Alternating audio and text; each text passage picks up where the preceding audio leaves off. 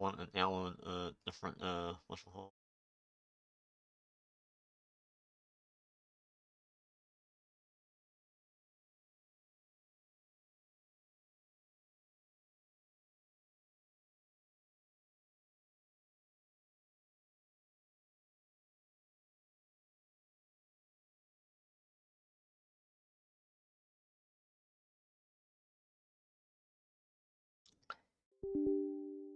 We have I now have a level 80.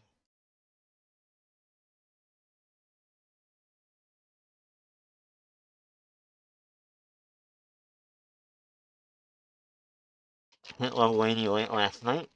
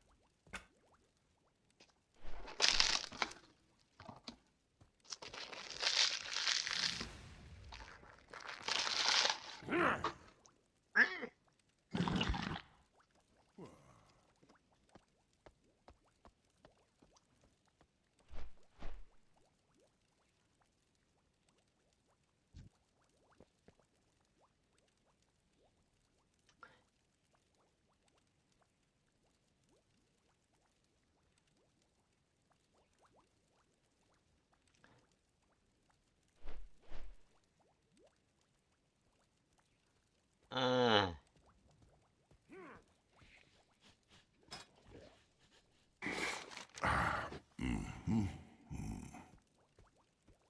oh, eye level. Okay. Oh god, no, that's not the This is not this is not the add-on I thought it was. Alright, that's not the Uh, yeah, using that eye level is broken.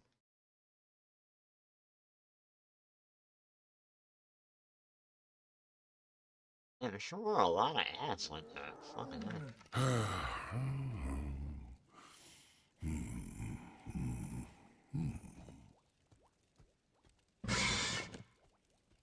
Hey, fat. You fat? Hey, fat ass. Of course you're fat. You're playing World of Warcraft. Like, those are literally ads that I get. Like, you fat fuck. What's up, fatty? You know?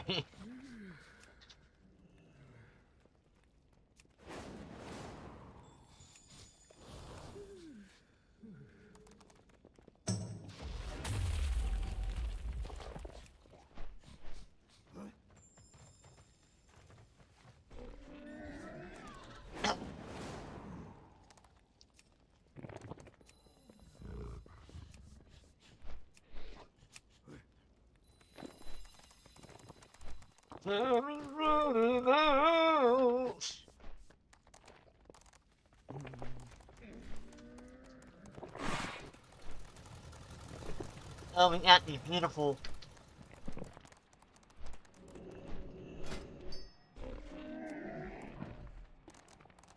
Shame we can't buttonize these things.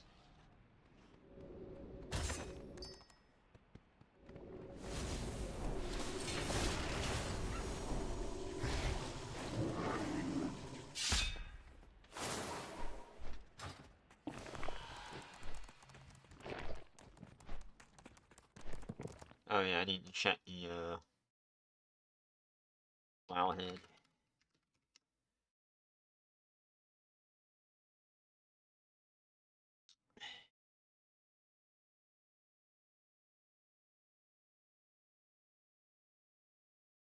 New battle pets from Battle of Azeroth Time Walking on the PTR. Baby Brutosaur and a mini harvester. I feel like we had that one before though.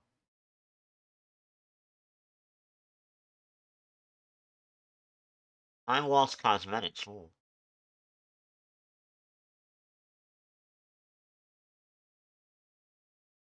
We have some Hunter. That's in the Mistpan area. Okay.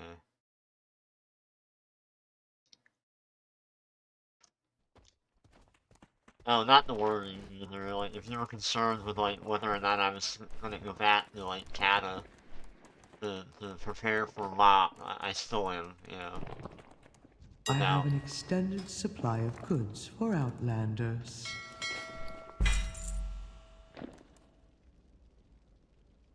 yeah, I plan on it. It's just at the moment.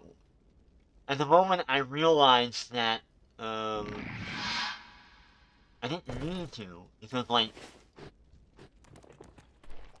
the beta or not the beta, we're not gonna see.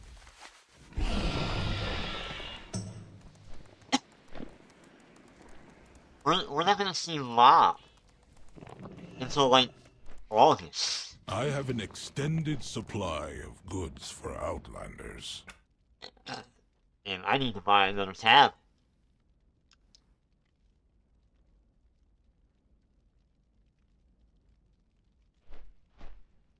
I feel like some of these I can probably throw out. Or sell, rather.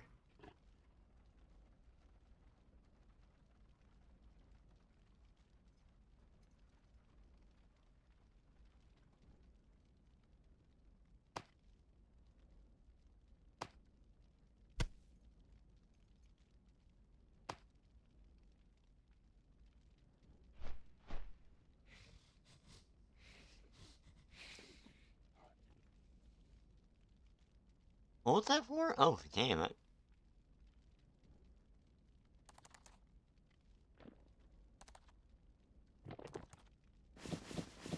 Like, why is that all in there?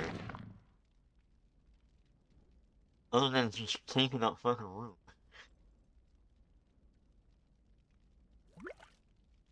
I wanted to see that. I'm like, My directive has been fulfilled. second of all, another thing we have to do.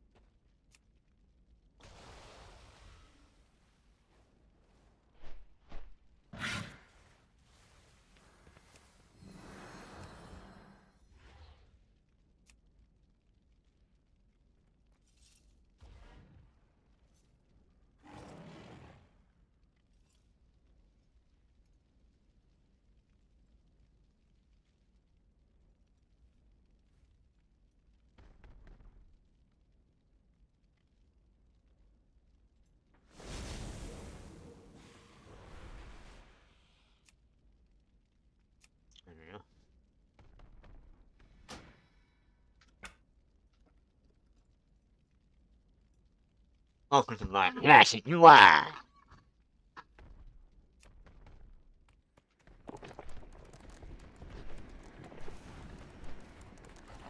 You are an outsider, yes? The Empire's... How much veteran am I sucking up here? Not a lot at all. Look at that. That's so beautiful. Alright, cool. We can, move any.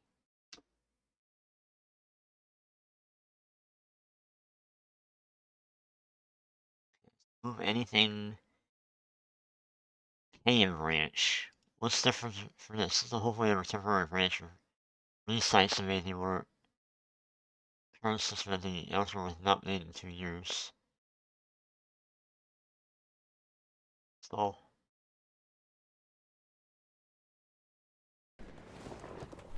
And I'll tell you what it is. I wanna like,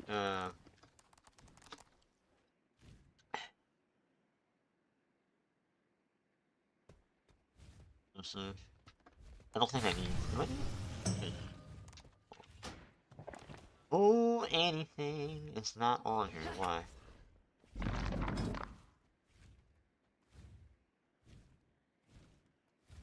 Does it not show up?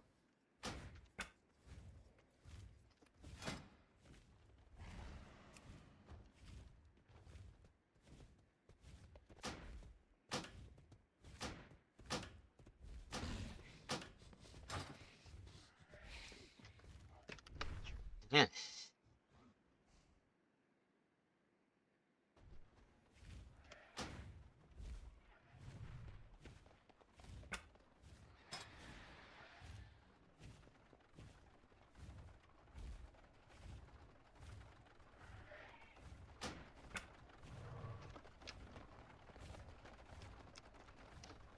Oh, what the fuck, man?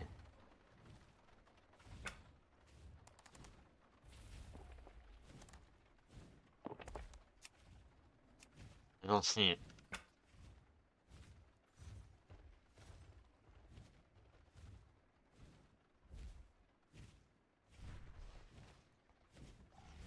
And, oh man, what the hell? It's all in Chinese. I can't read that. I was supposed to. Fucking A. Alright, well. What the hell? What the hell? Oh. Alright, first of all, that fucking add on doesn't work. Install that.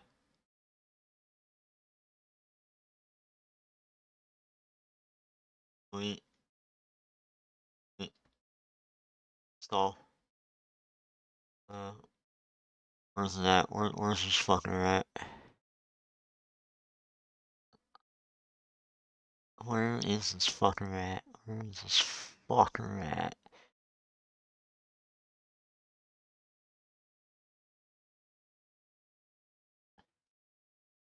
Where's the add-on? Shit.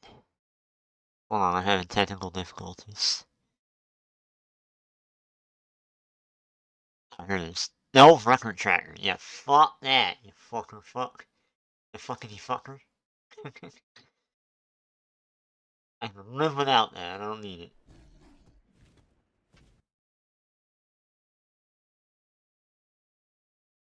Oh, I forgot to launch my chat. Sorry about that.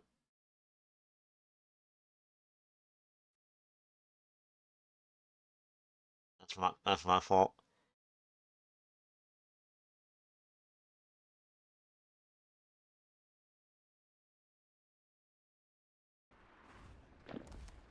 Give it a minute. Give me a minute here.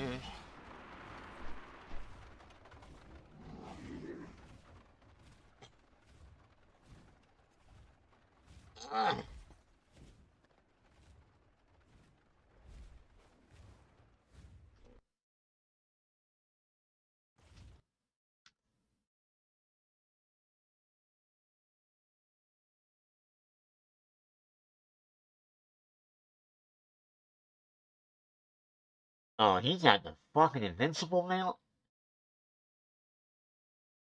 One of these days I'll get that fucking mount. Ah, maybe that, you know what, I'll make that I'll make that a note today. I'm gonna like fucking run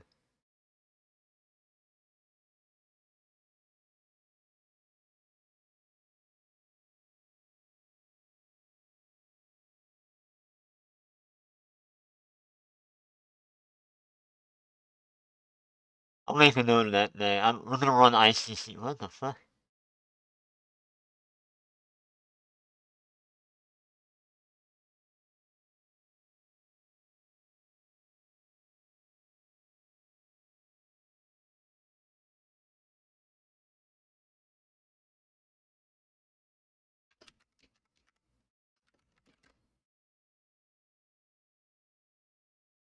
Alright, there we go.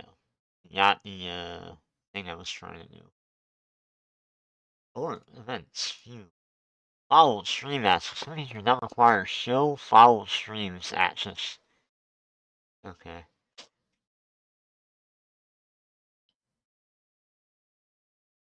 Oh.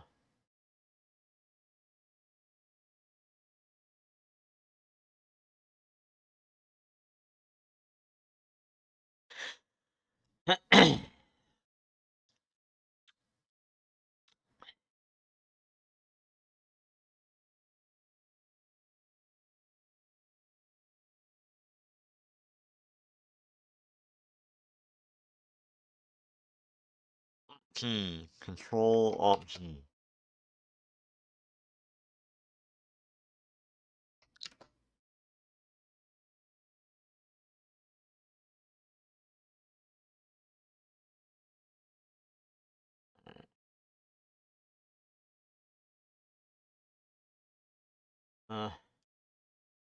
Why the hell can I not save it? So, Control Alt Z. Oops.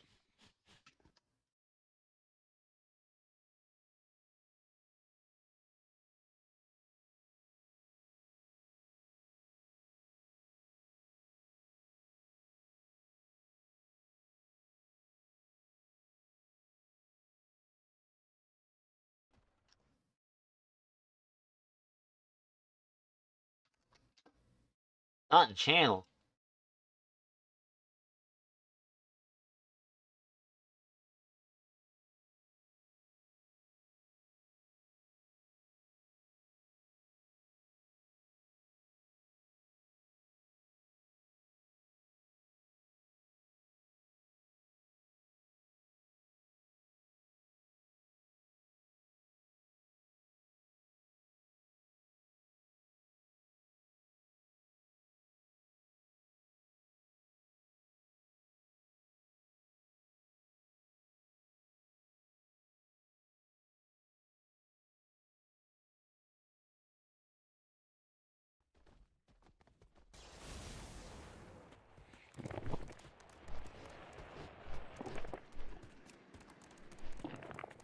Yeah, that shit is just not working.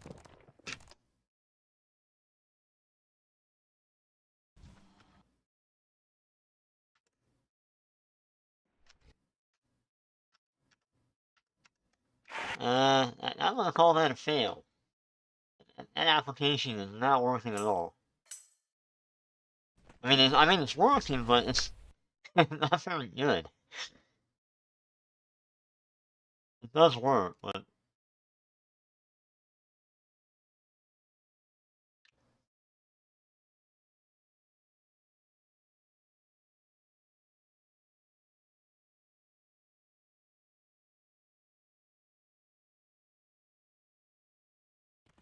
I'll keep it for, what do you call it, stuff that I need.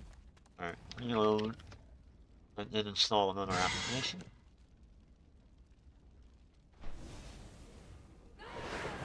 I mean, not an application. What am I talking about?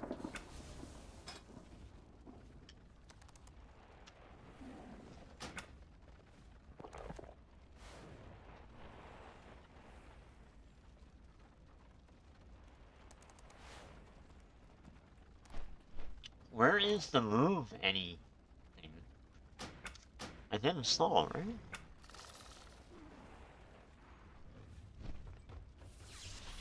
Oh, it's not it. Oh, maybe I didn't. Okay. Well, I did.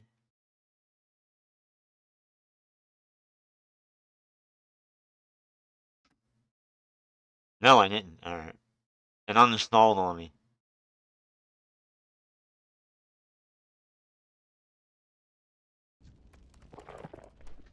while we're doing that, let's have a little music.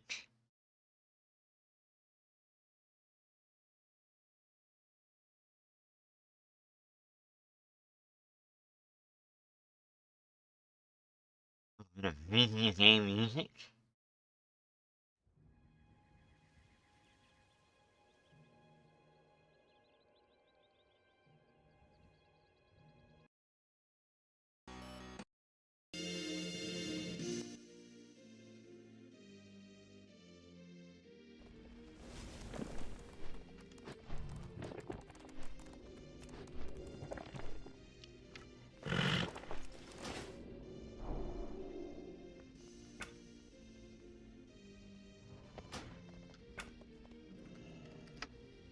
Reload, my friend.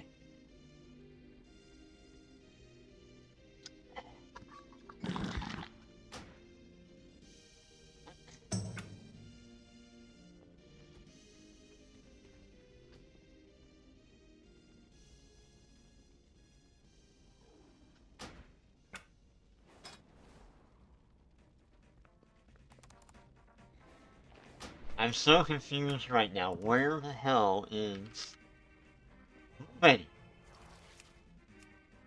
I mean, it's there. Okay, so why the hell is it not on?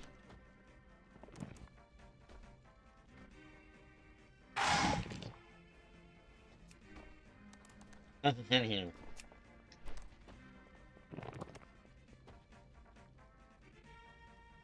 Huh. Alright, what I wanted to move was the quest log.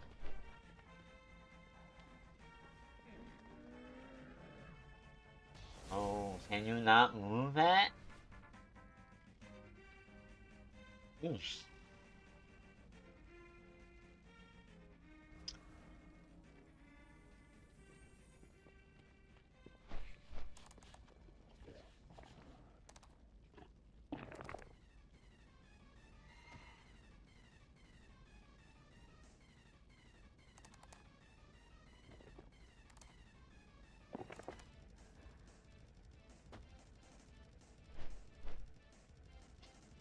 Interesting.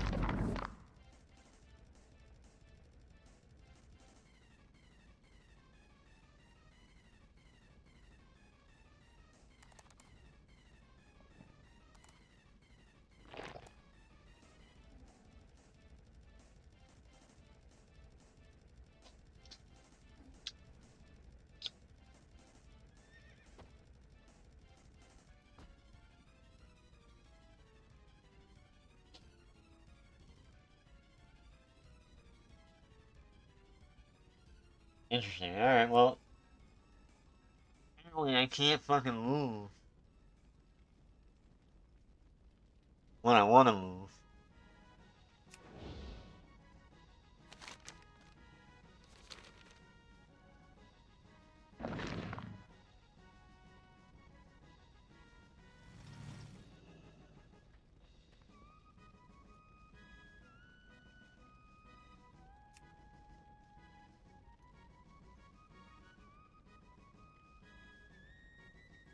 Alright, okay. Not what I thought it would do, and there doesn't seem to be a way to fucking do what I wanted to do, so...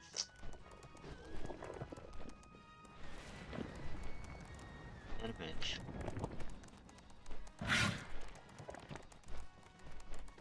Deal without it.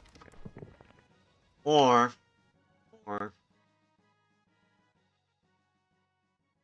Whole dialogue. Only real...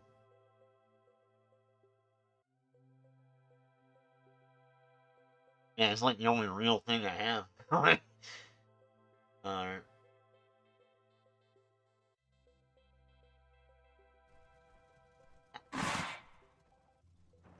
Dude, why does it keep popping up, man? Come on!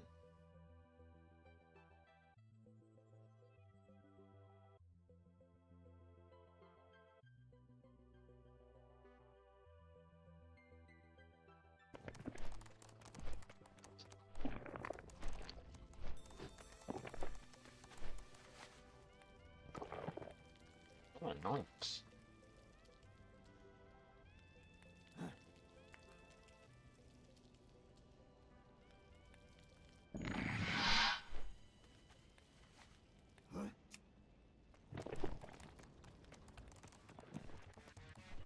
I have calibrated my prices to be reasonable.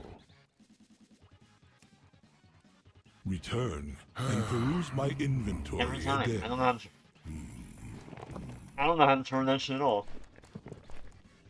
It's just annoying. Alright,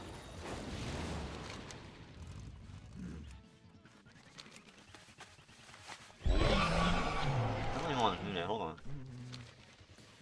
World Quest, untrap. Here's just a daily shit. Hollowfall.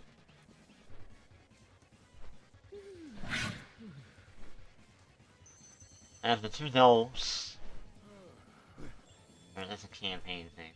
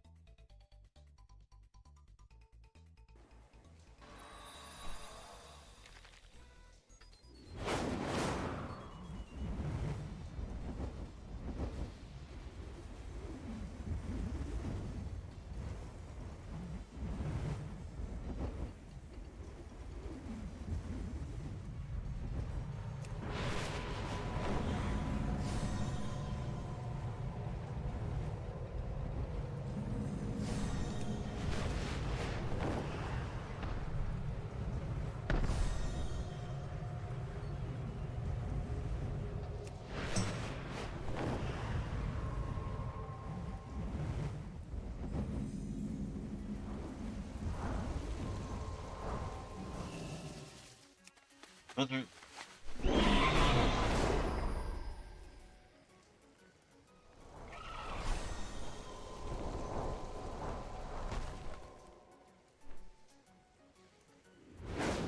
Oh.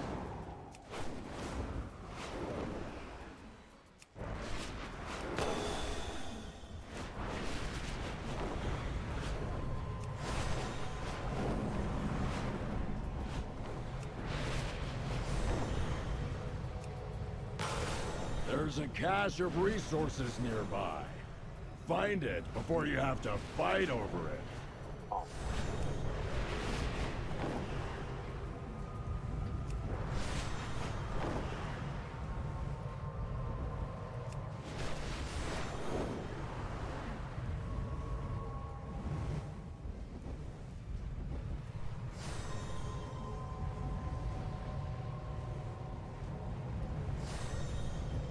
Those crawlers are up to something. Destroy the target at once! Beware the shadows.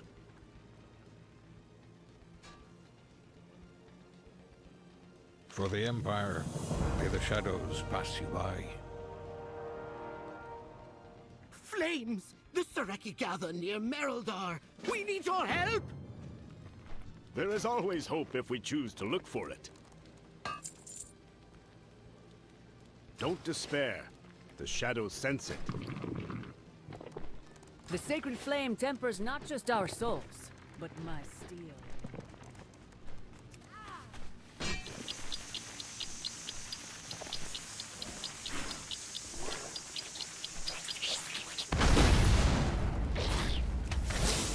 Oh, right, sorry. I love when the pet doesn't fucking want to grab aggro.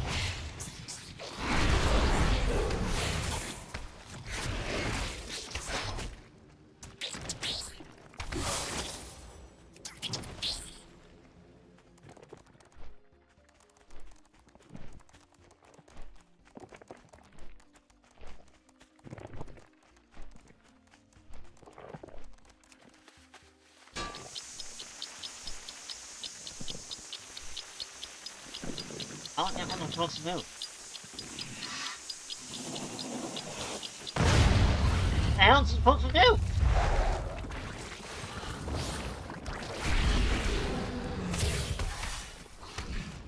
This is my fucking pet,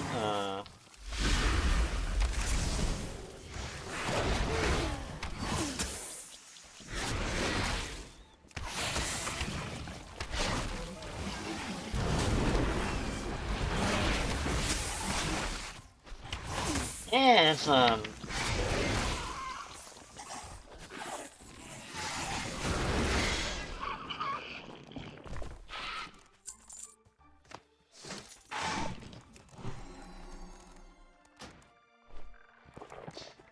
add-on is that? Classic, yeah, see? Fuck off with that.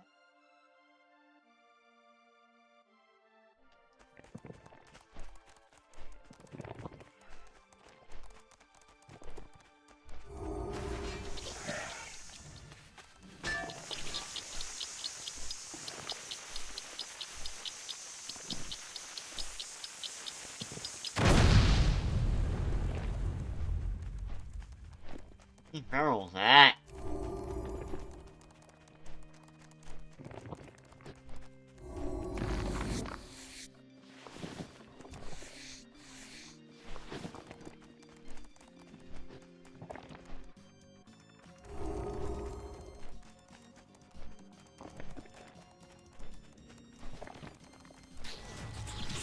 Oh, over here, I see.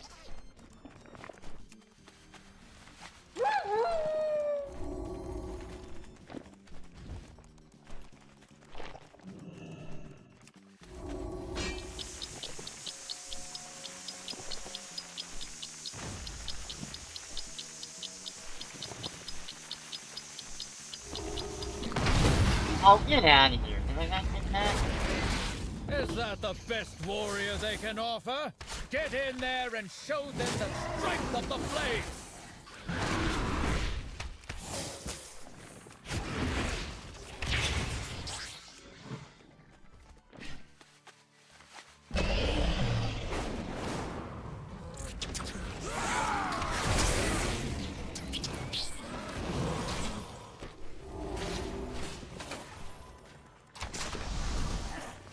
Those crawlers are up to something. Destroy the target at once!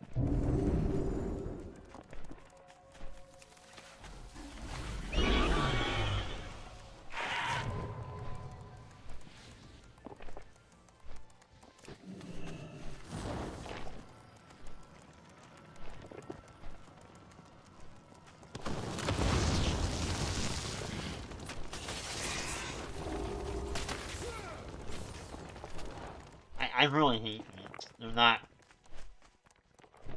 They're fucking annoying.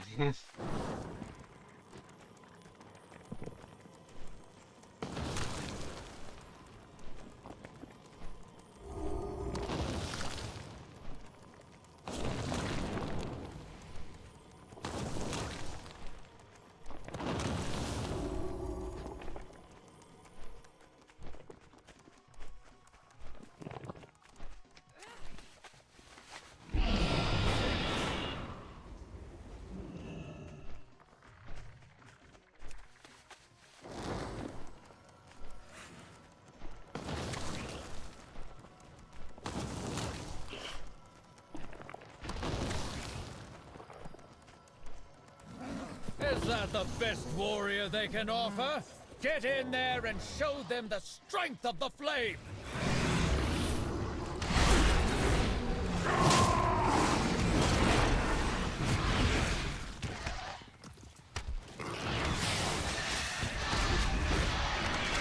Burn those defenses to ash before they turn the tide of battle. Man.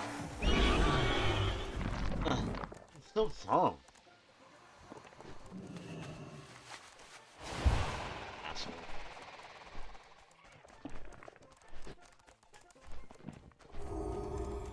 I do not like the, their attempts at these, like, little events are, like, really fucking shitty. Like, sorry, Blizzard. They'll never be Guild Wars 2. They mastered this shit.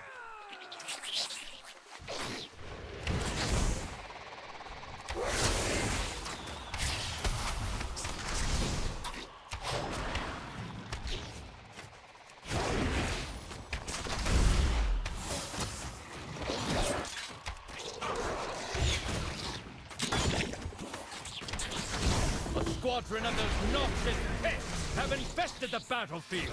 Get in there and squash them.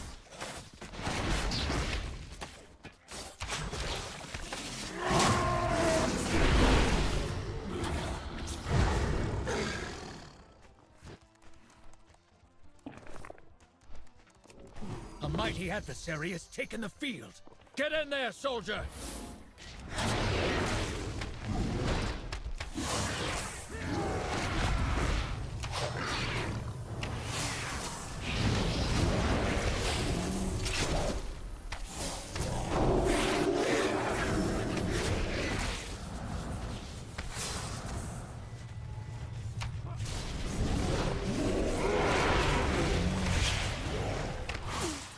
Burn those defenses to ash before they turn the tide of battle.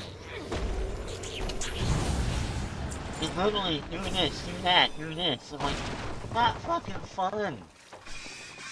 Like, it's really dumb. I mean, not like that, I can't even get the fucking things. A mighty adversary has Look, taken the field. like, what am I doing? Get in there, soldier! What am I doing?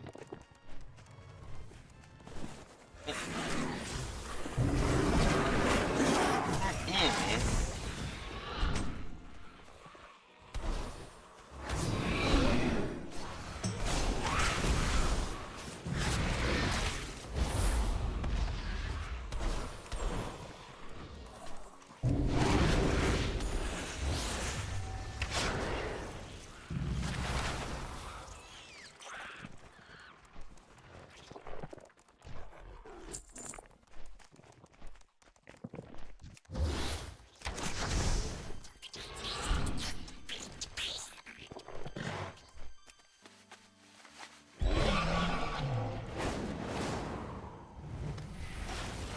Okay. We've got them on the run! To me! Let us give them a reason to keep running!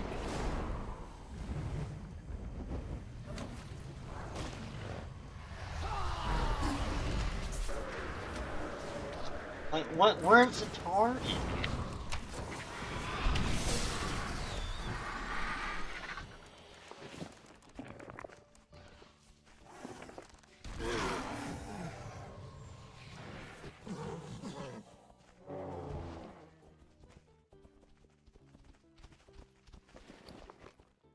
Let their arrogance fuel your spirit, their fear guide your blade. We will stand victorious!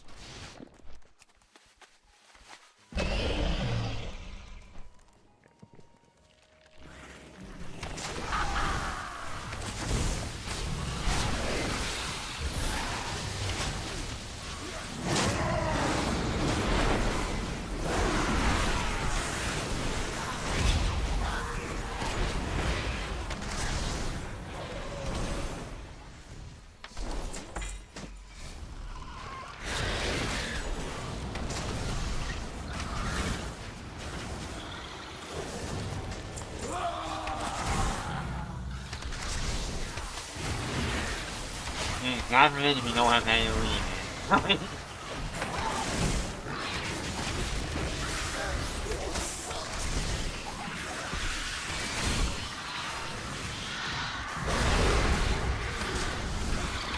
God forbid if you ain't got any lead.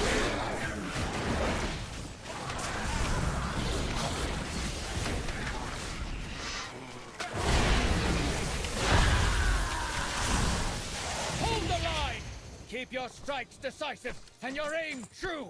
May the flame guide you!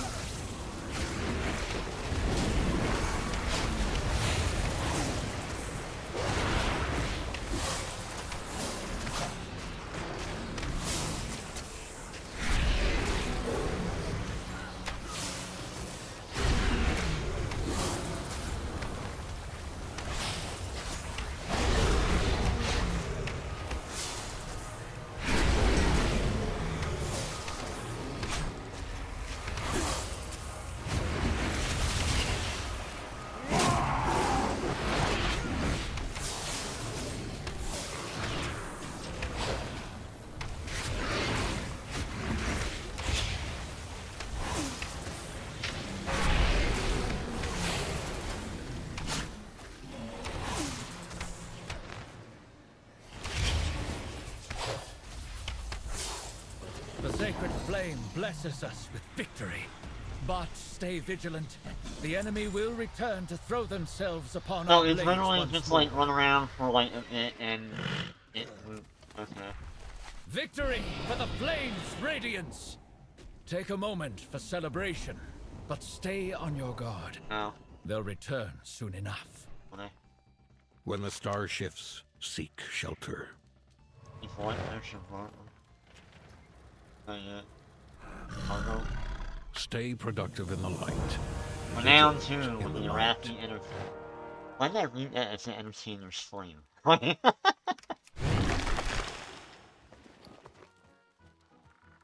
upgrade.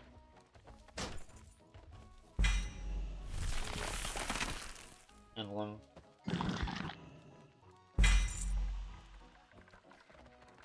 Deck. A dagger I'll never use. Well, maybe.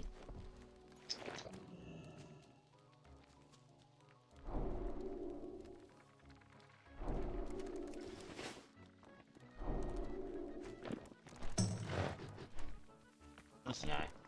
May Belladar stay in the light. Walk in the light. Belladar shine on you.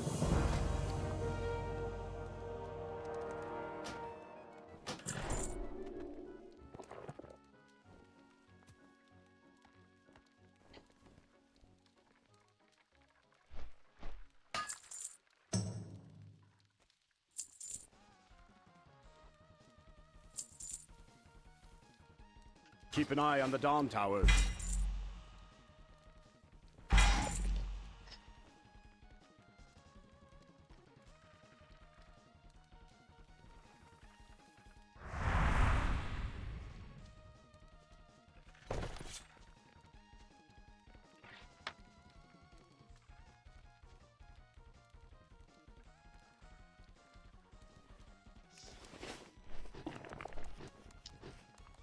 I need a weapon.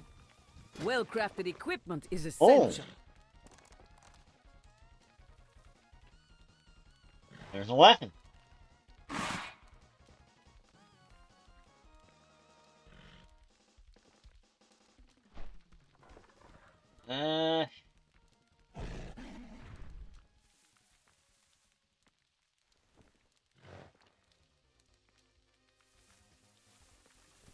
Okay, so this is basically the catch-up mechanic shit. I guess.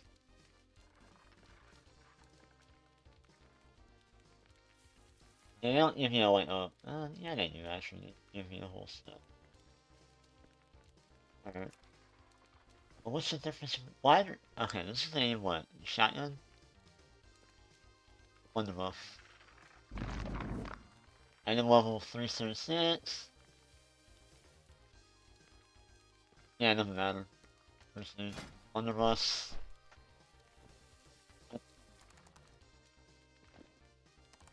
Alright, I don't get what's different between the two. Alright, give me the wonder buff. Imperial steel conquered a continent. Huh. I support our army with the finest blades. That you do. Alright. The shadows don't stand a chance against my blades. In hardship, kindness. Belladar shifts. It is inevitable.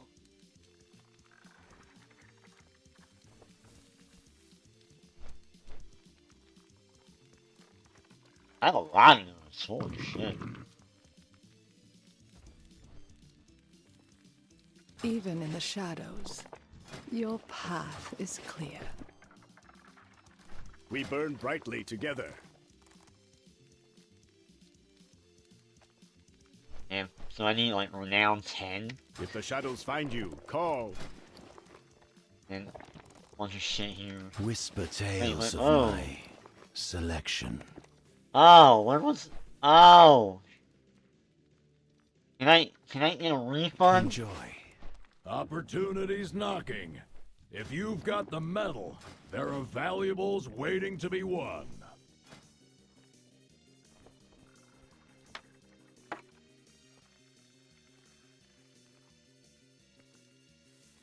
I got a feeling you can't get a refund, can you? Imperial steel conquered a Oh continent. well, I thought that. I didn't realize there were more over The here. shadows contain many terrors.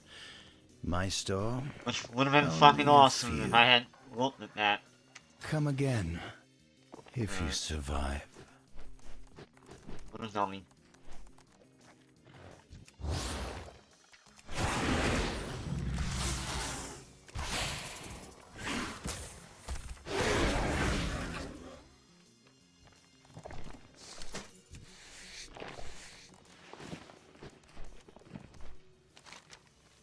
Alright, so this little thing here in like 30 minutes. I guess you can only do this once per day.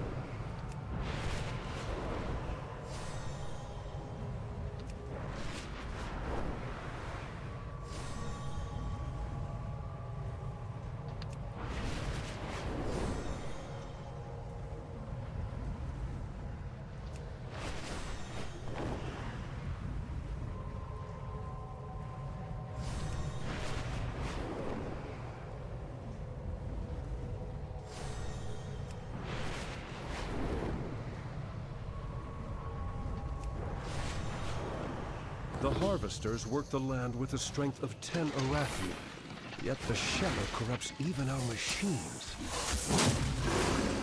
Search the surrounding area for salvageable parts.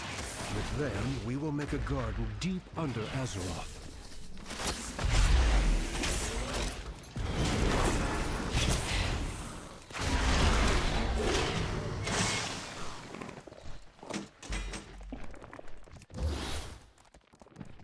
Activating countermeasures.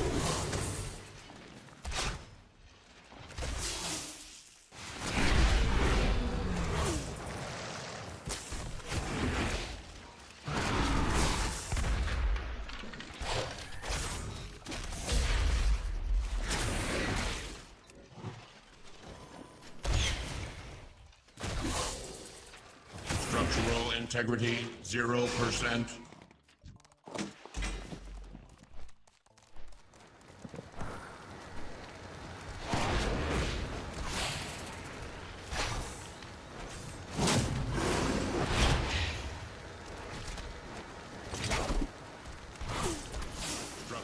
Integrity 0%.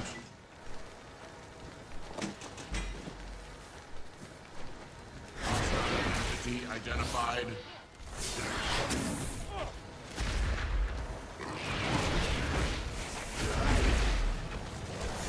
Ew.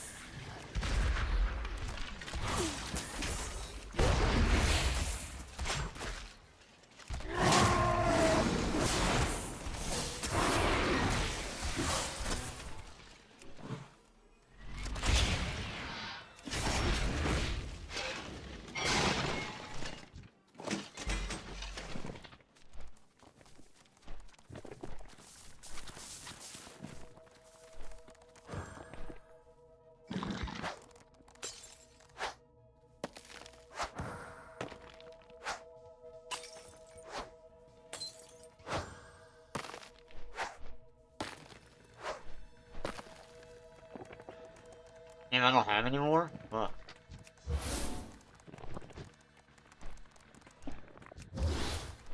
Intruder alert.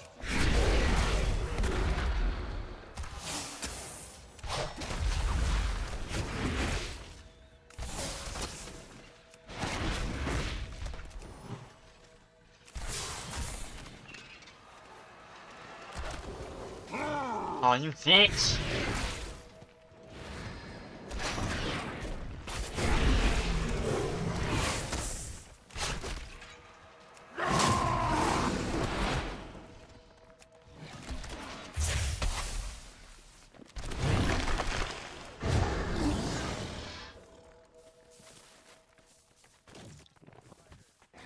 Shit, I didn't do that.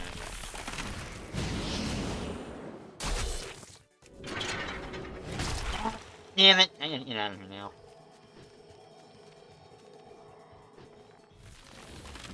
That's my fucking luck.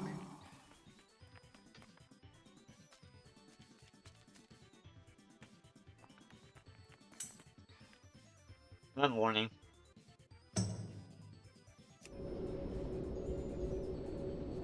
First of all,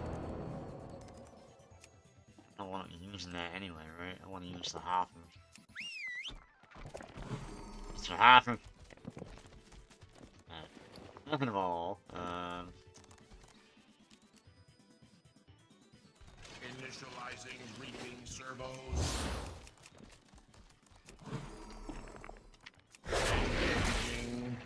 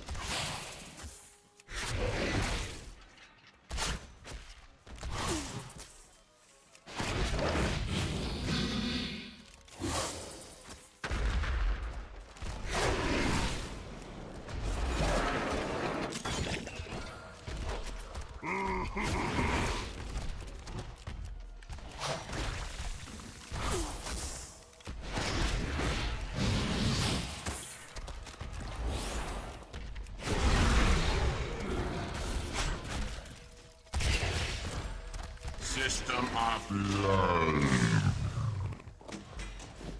thank you.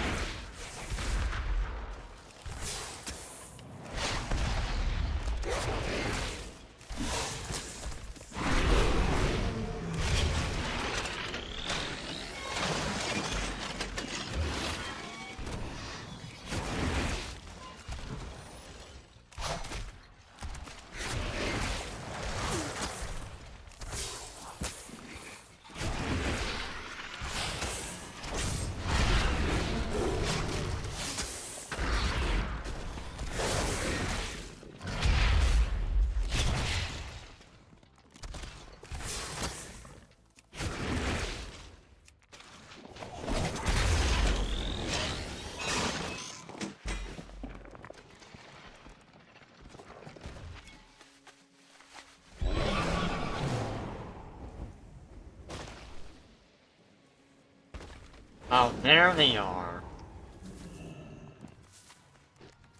Outsiders are a welcome surprise. Are they? Oh. Find joy in the flame's light. Oh, wait. Oh, god damn it, there's another one. Defender of the Flame. Yeah, I need to do that, right? Okay. Yeah.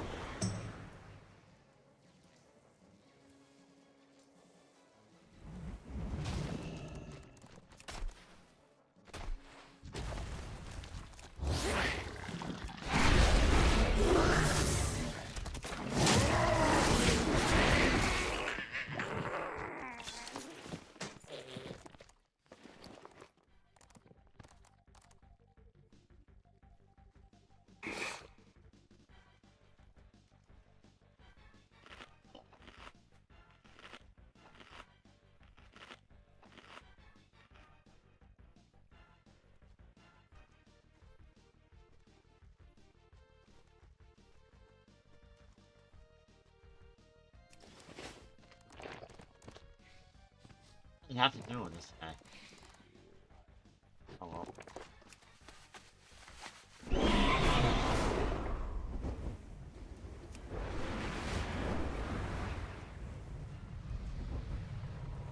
Ah, nobody here? Damn it.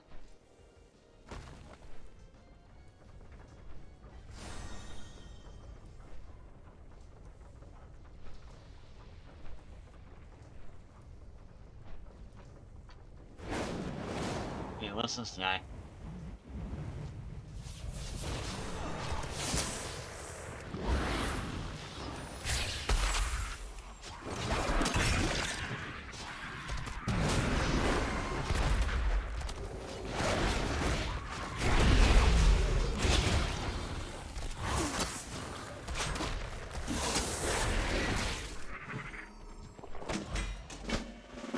Alright, file hit. Deliver the file hit to Alicia.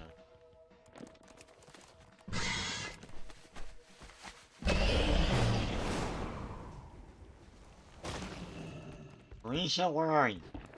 Over here. We burn brightly together. Where's the other one at?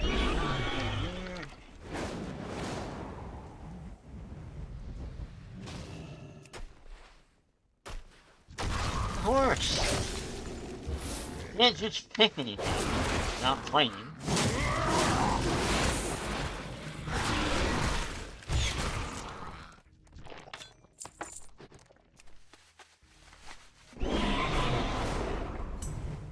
Did you actually change your OS? No. No, of course not.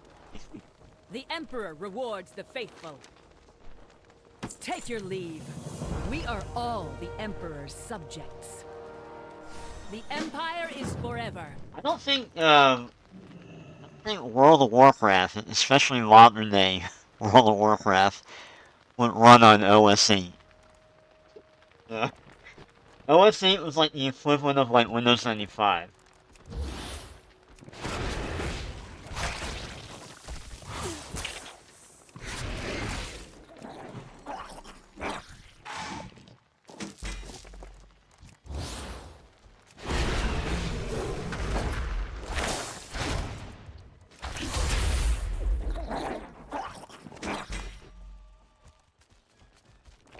Although, if I could make my, Windows desktop look like OS 8, that'd be cool. That would be kind of cool.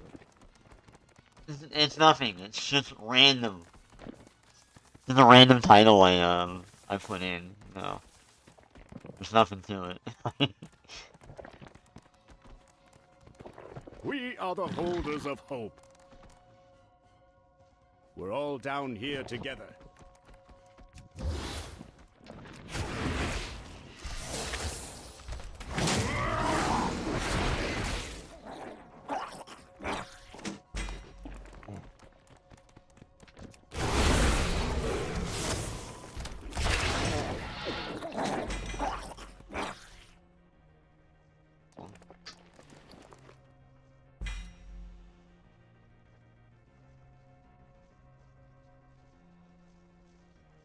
I'm running out of light.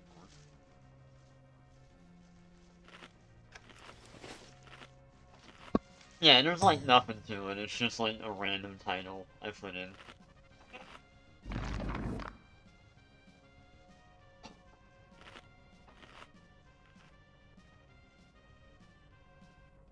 God, I feel like garbage today.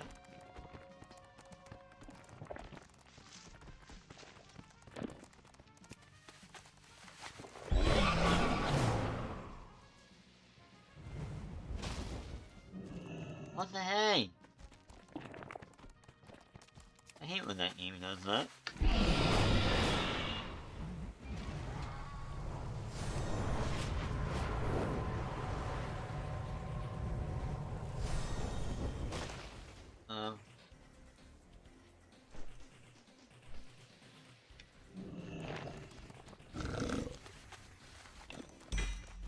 Oh, alright.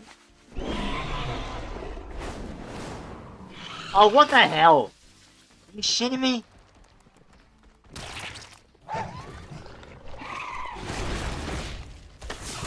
God.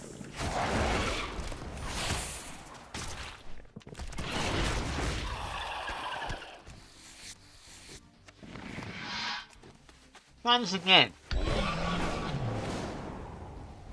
You put those damn bombs in the air like that. I hate those things. Let's just make flying, like, unpleasant as possible. Listen.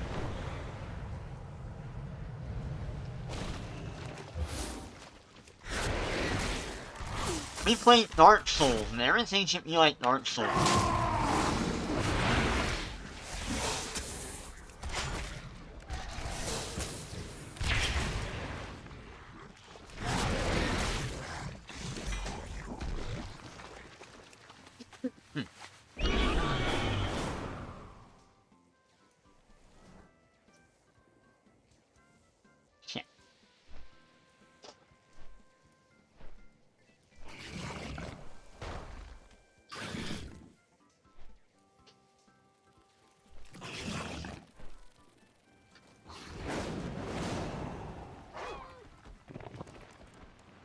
I have cheese on my head. But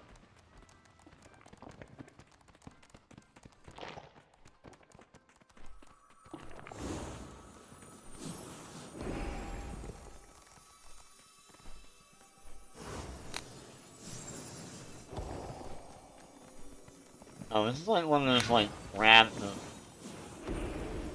swear to God, they made this specifically for people who played Opportunity's knocking. If you've got the metal, there are valuables waiting to be won.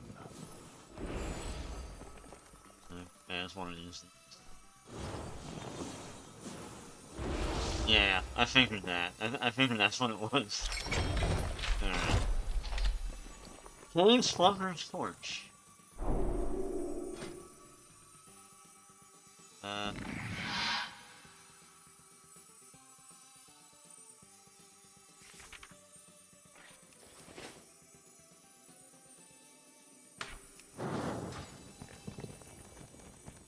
Oh, it's an actual torch. Why should I nerf that?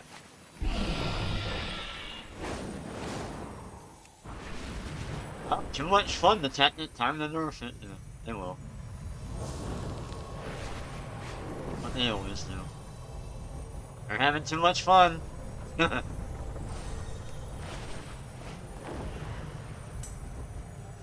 The little Cave Slunker's torch. Because it has like a 5-second cooldown. And I'm making a joke. We will triumph. There's not really much of a joke. Because they probably Obey wouldn't the do that. testament of Mereldar. The Empire is forever.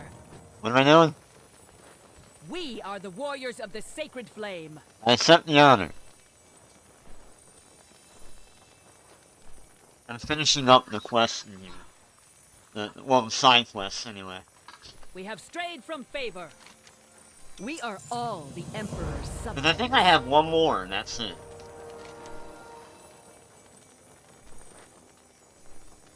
I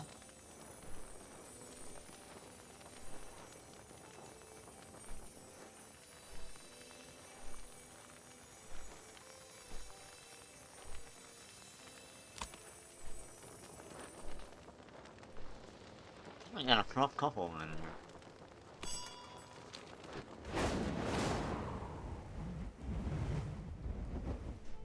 Am I drunk?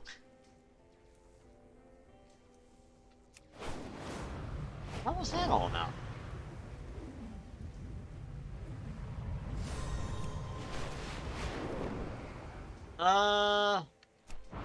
Okay. That's annoying. I'm not drunk. So why is it doing that? The Komis have turned this area into a war zone. Get in there before the fighting spreads to our Arathi friends. No. I don't care.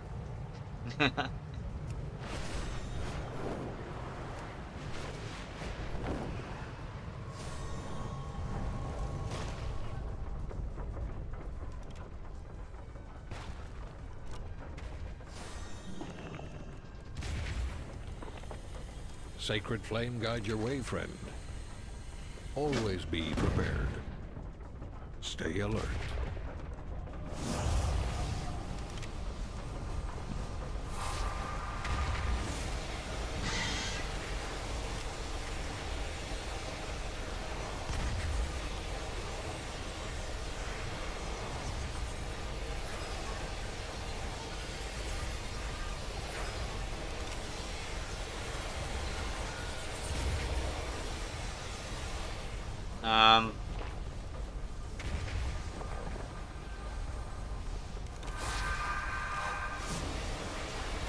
Oh.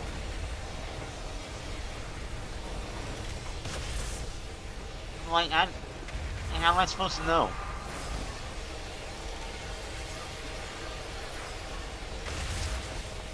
Open it with Blizzard and he's like, pull the thing. You keep doing that a lot.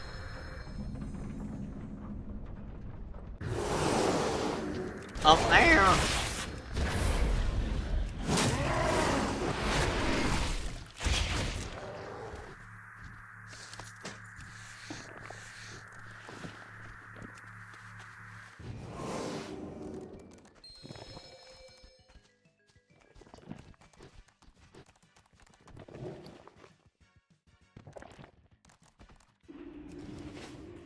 And what was the point of this?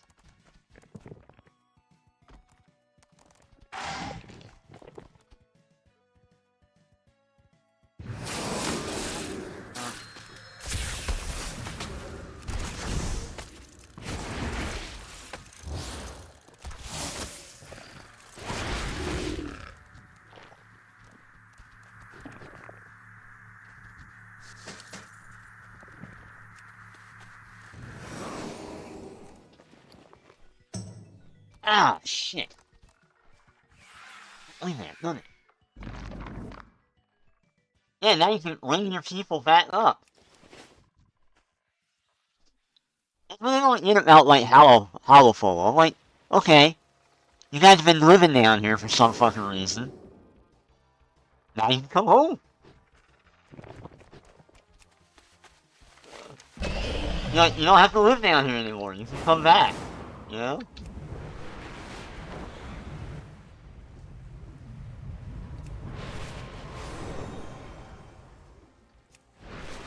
What is causing me to fucking do it? What?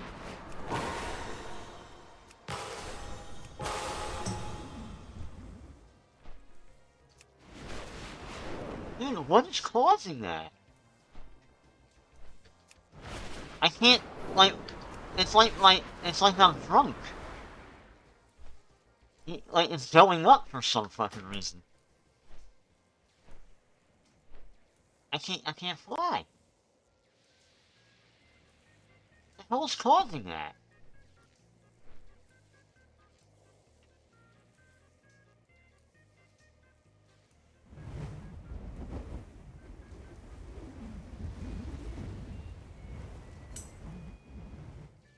No, it's not an add-on.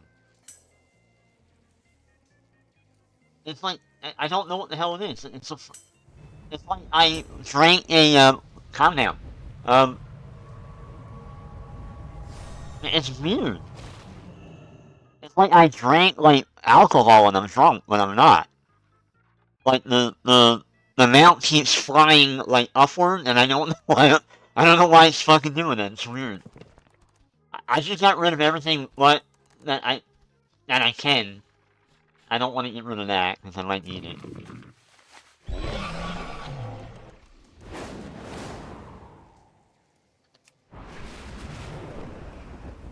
Yeah, it's still doing it.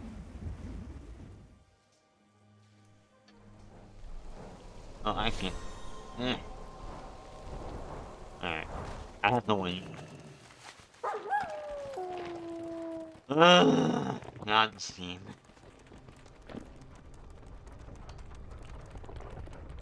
Yeah, it's so weird. You kept, like, going up, like, you're drunk. No, like, you're drunk in game.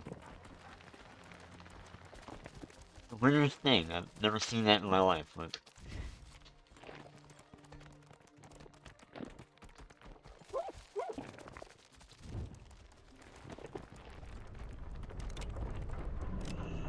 And he's dead.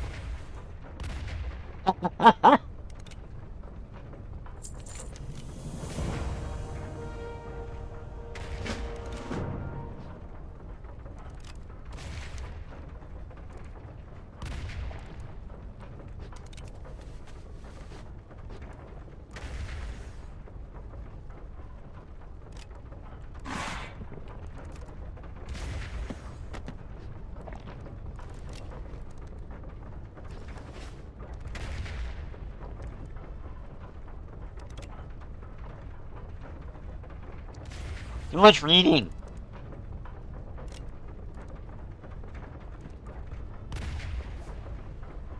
Whatever.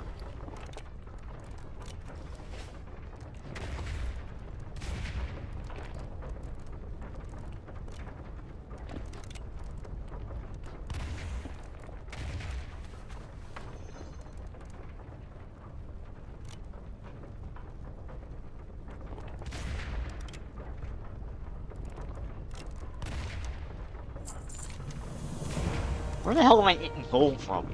He's dead.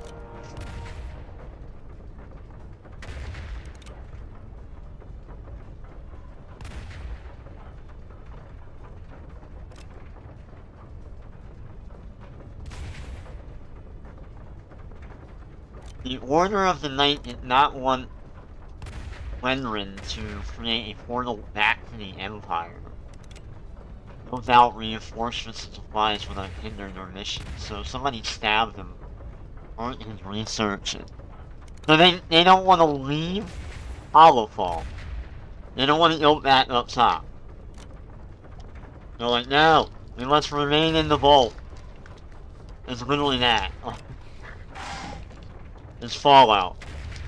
They don't want to leave the vault. Well, that reminds me, I need to install that.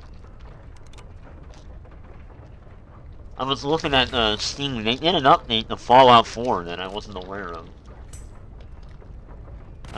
They are drawn to Veladar. Who's that? Who's Veladar? I don't know. Oh, the Emperor's Vision. And the raising, it's still there. Oh, it's the reason they're still there. Yeah, I was like, why are they still here? Like, we found them. The crystal, okay. So they're like, we gotta stay down here. But now the crystal is corrupted. Like, I saw it turn purple yesterday. I was like, oh shit. That's what I have. I have coffee.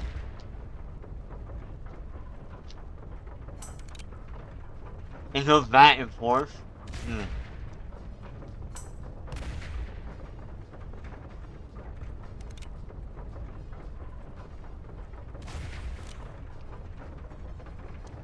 Okay.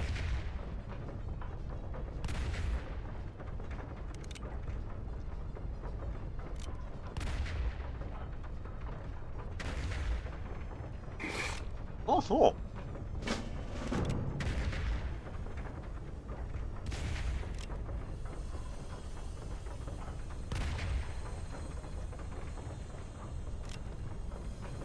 Oh my god, hockey is so good.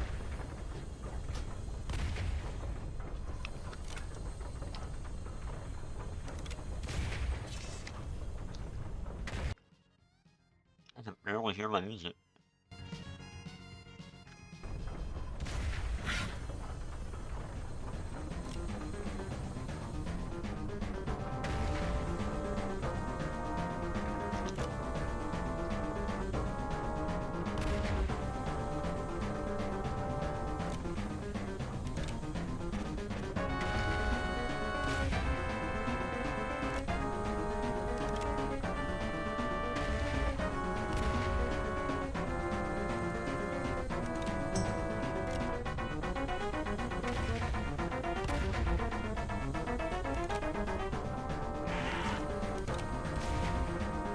Ow!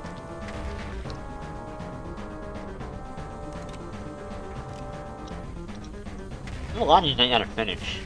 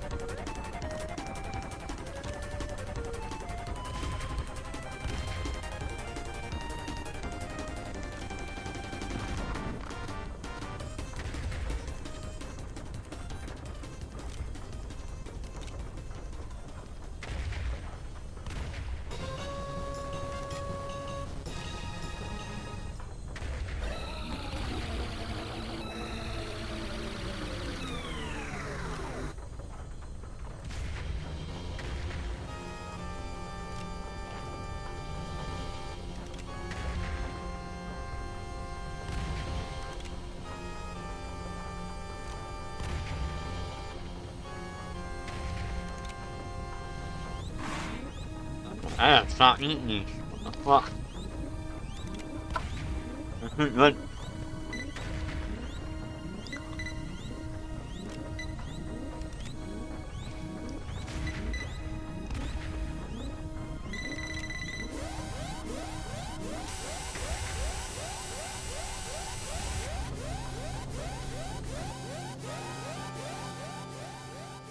That is extremely fucking loud. You know what? Fuck it. Let's go, reverse ourselves.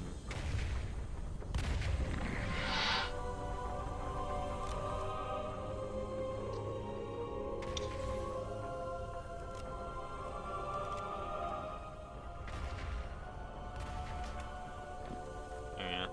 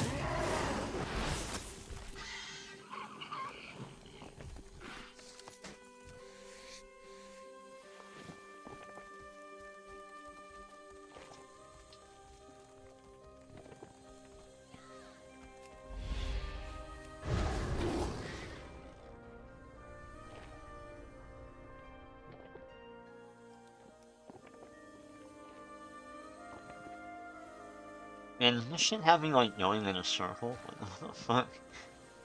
Okay. Are you well, friend?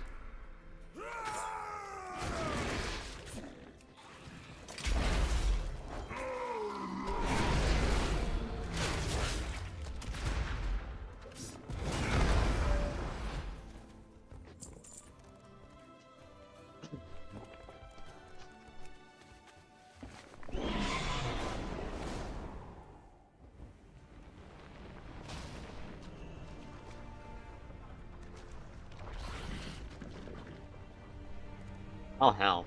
Do I not have that? Yes, I took it out, didn't I? Alright. That's only. I did that.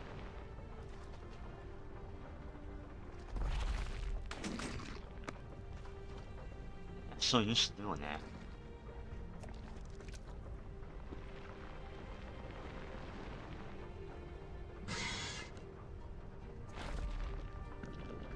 Opportunity's knocking. If you've got the metal, there are valuables waiting to be won. I'm fishing, sir.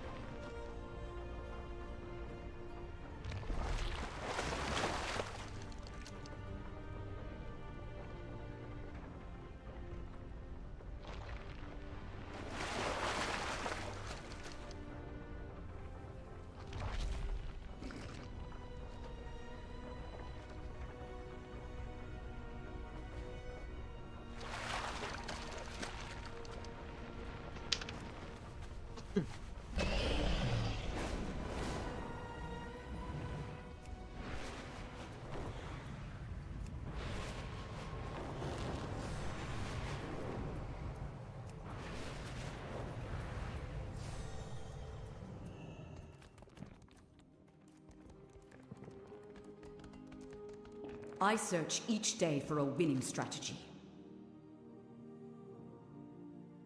Our holy mission takes a toll. Caution is warranted.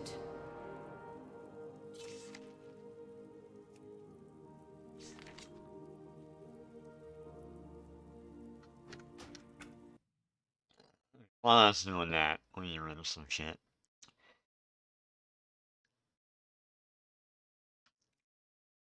As much as I like these, they're causing issues, unfortunately. However, I do like meat plates. I'm gonna keep that. And get rid of that. Yeah, keep Tit Tat and meat plates.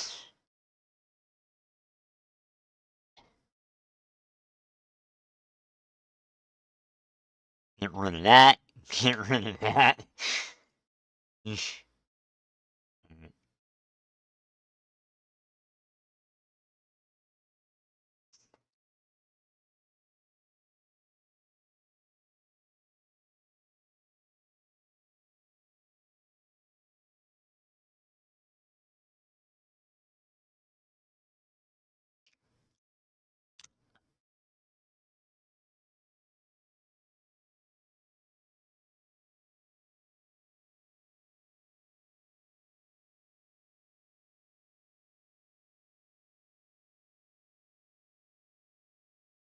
Twink Guy.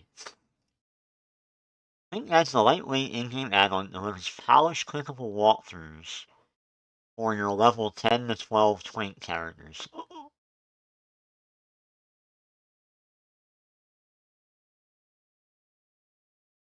I'll install that, why not?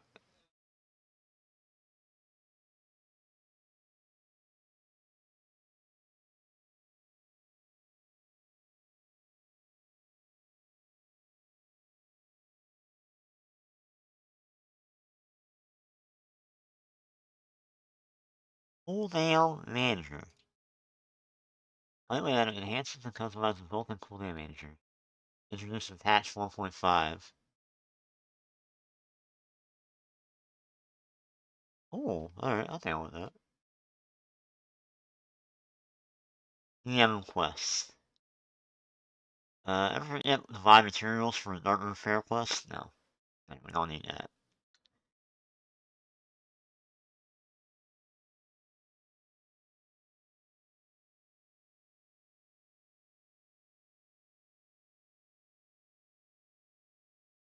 Yeah, no more talent pop-up. Fuck that shit.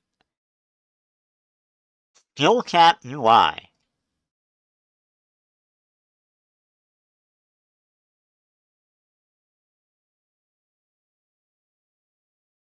Oh yeah, I saw this on Cataclysm. I didn't know there was a retail one.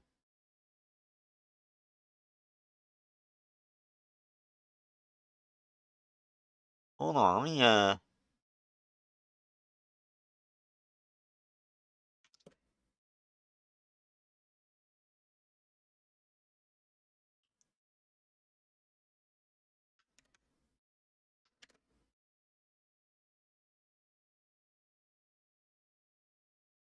all this, and I was like,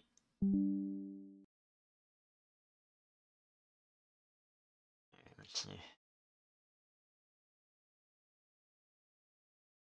I hate that I have to do it this way. Hold on.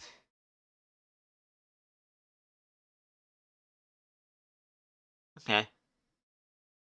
Let's do a fuck everything. Hold on. Alright, hold on. Get rid of that. This. Keep that, keep that. I think most of these are okay to keep.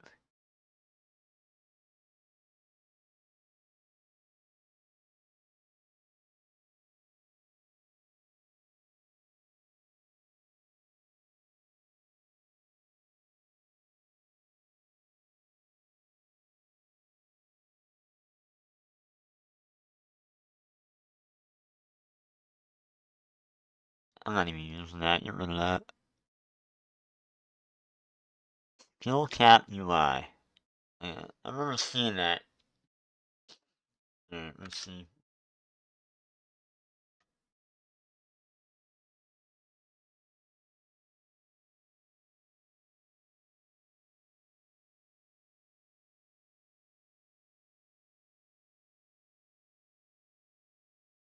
So, we need battle round enemies.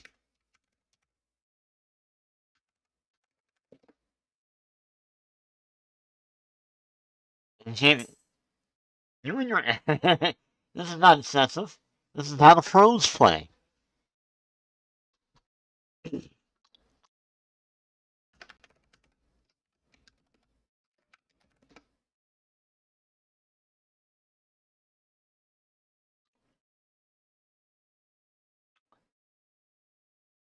Details. Gotta make sure I have like the latest one. Alright.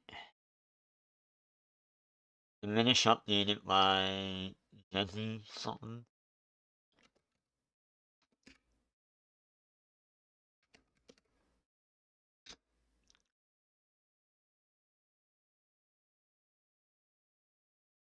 Frame color.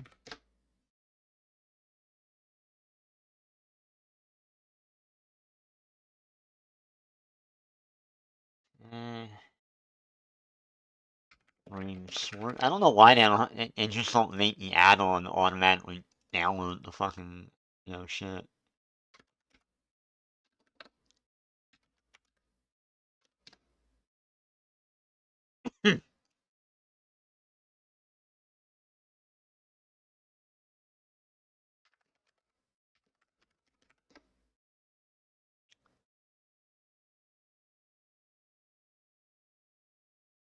Omni auras. I've never heard of that.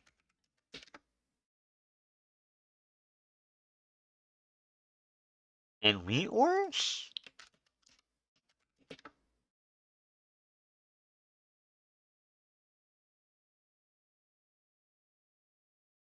Alright, so then we need is plates. What?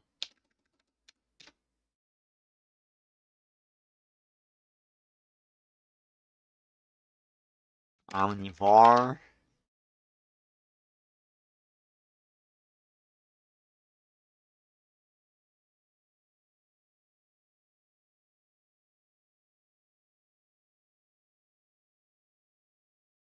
Omni CD.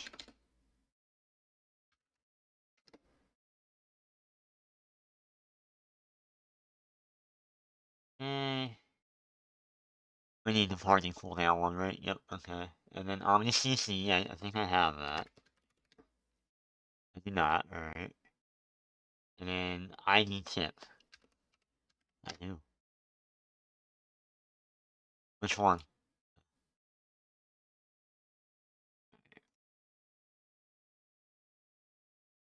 Now, I gotta make sure I get rid of some shit.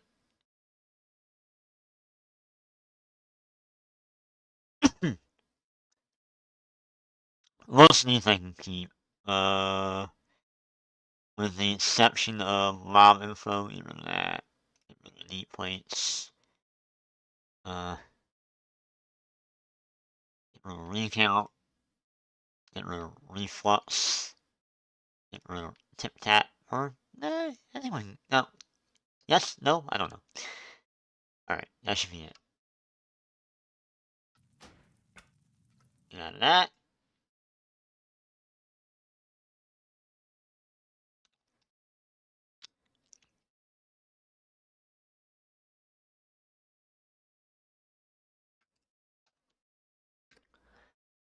Clean slate.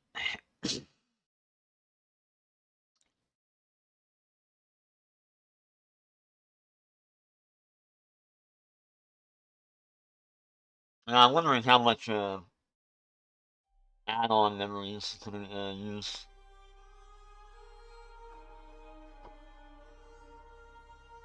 You probably shouldn't use a lot, because it's not really a graphical thing. It's more like a hook. Fatality!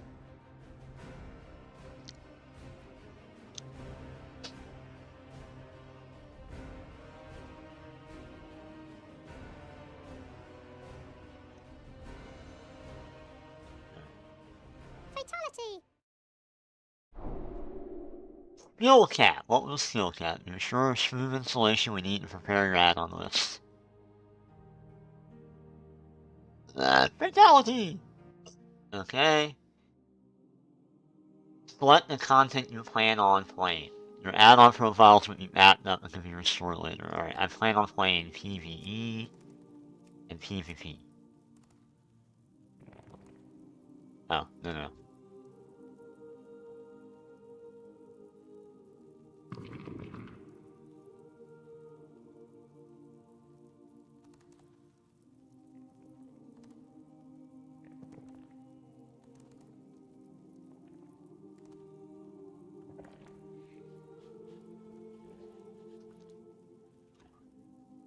Oh, and also, it's... Aw, man! No way!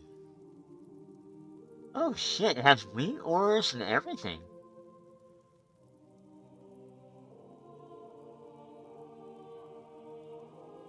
It does not have... Sorry.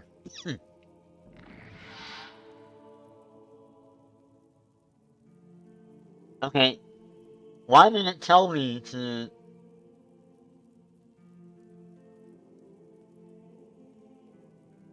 I need to go backwards. Alright, hold on. Is it? Yes. Because something is amiss, and I just realized that, and...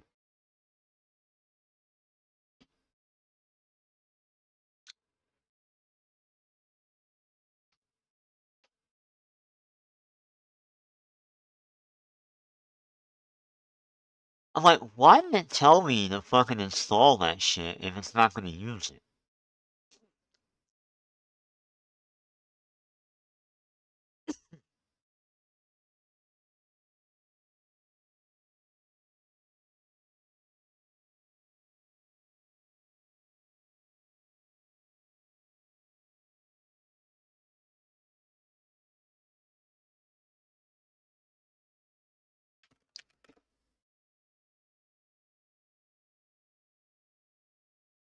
What the other ones sell?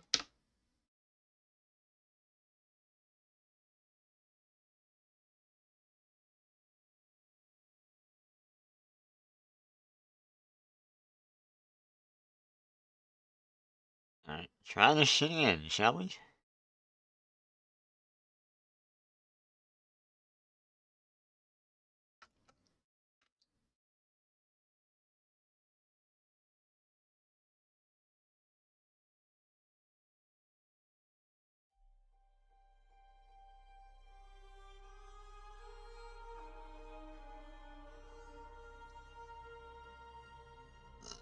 Oh shit! Fuck.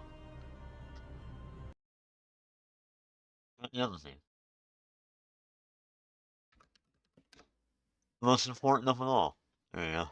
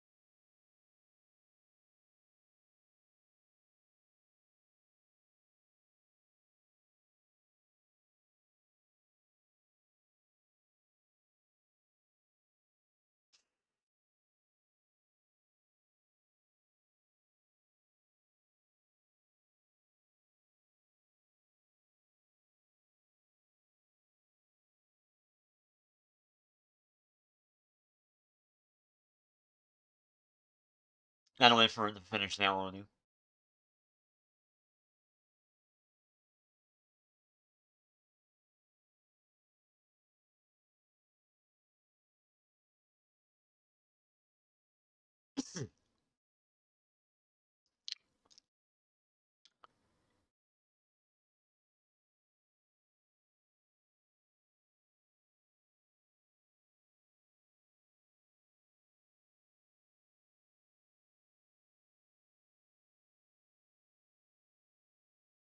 Oh, hell yeah.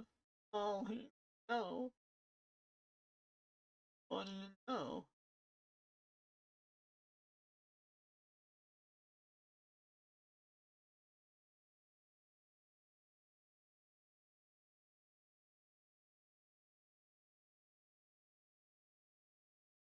Trying to take over fucking Murphy, huh?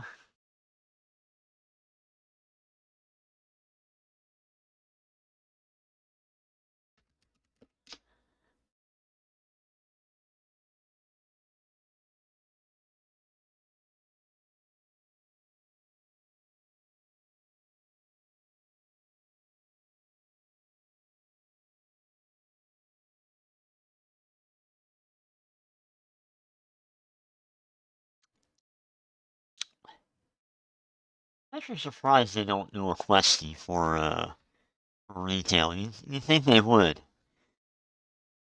Yeah.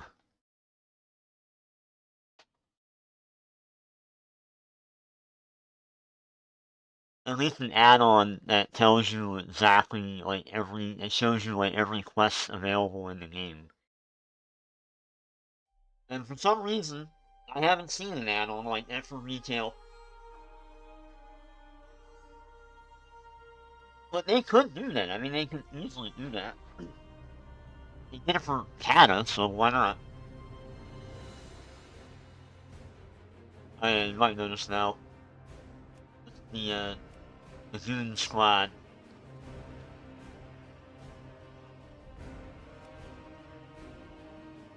We got Unifer, the Worgen Hunter. We got Unifier, which I haven't really started leveling yet. Unifier, which is a Warlock team. I want to do something a little different, so I went that route.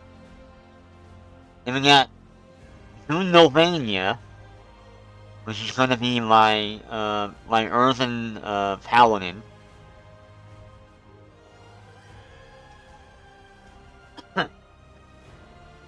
And then finally, we have Goon Fuchsius, who is going to be a monk.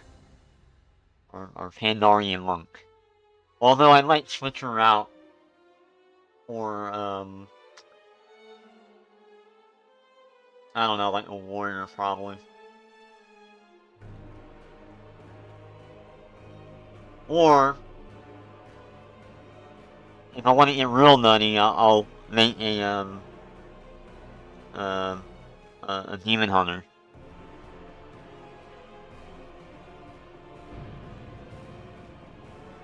Anyway, that's the Goon Squad.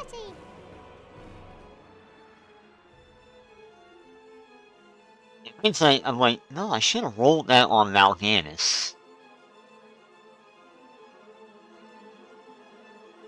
I think Mal'Ganis would have been way more fitting for, like, the Goon parody shit that I'm doing.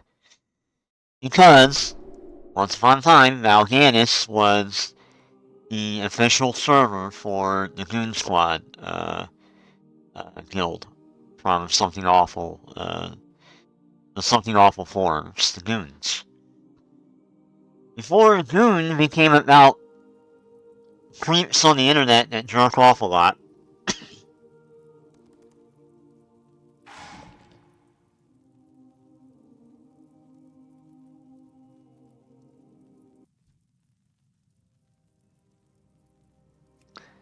Okay, main content is PvE, secondary is PvP.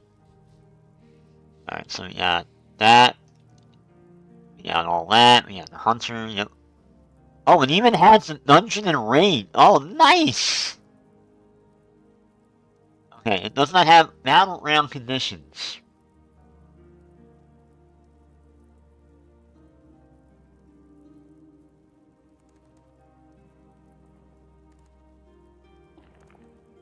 And capping. Oh, that's what I forgot. Okay. So, right click, install button to reload and check it in. Okay. See, I wish I had done that in the first one. So capping. And what was the second one? Battleground win conditions. Interesting. I never heard of that one.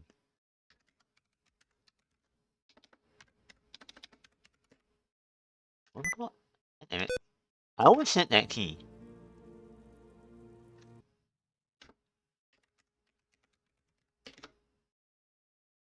What? Battleground win. That. Where do you get this from? Battleground win conditions.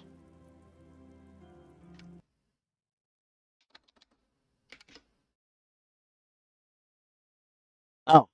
Oh, they have it spelled differently. Fuck. Battleground tar- Oh, no, we don't want that. That's a broken one. Battleground commander.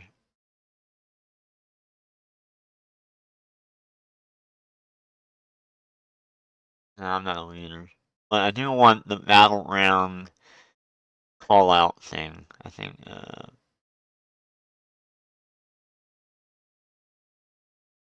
Yeah, give me that. Alright, so right click on this.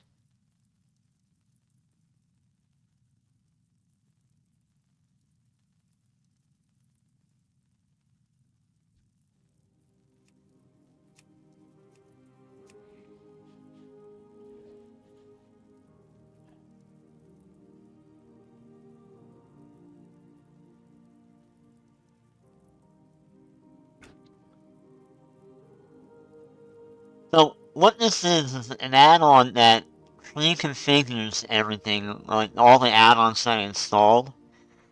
It has like a pre-configuration kind of thing going on.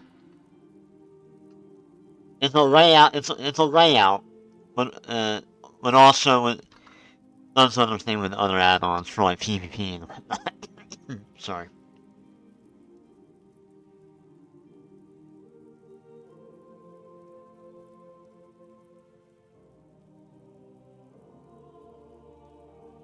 Boy, it must be doing a lot.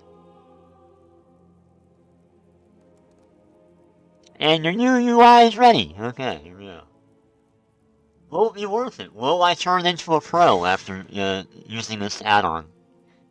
Let's find out.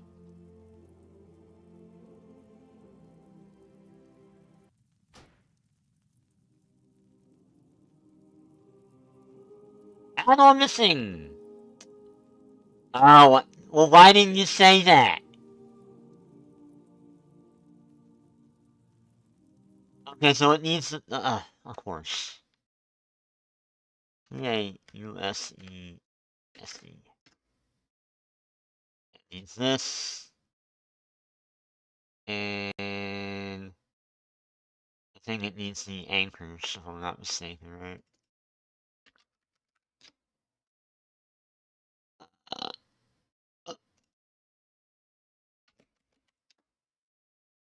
No. Alright.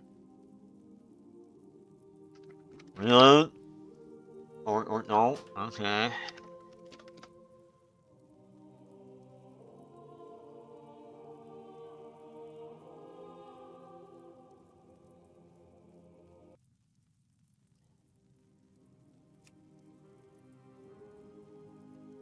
So it installed a bunch of shit that I don't need.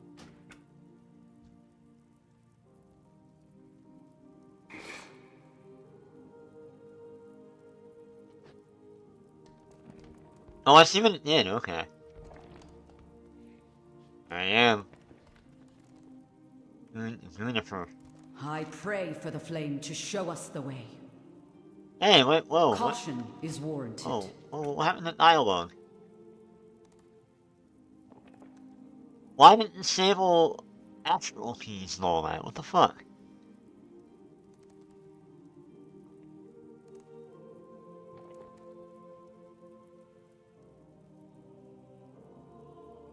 What? Why? Why is it disabling all my fucking add-ons? What the fuck?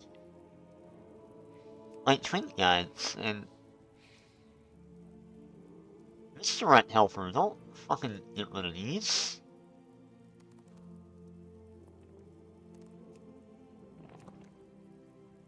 Rude.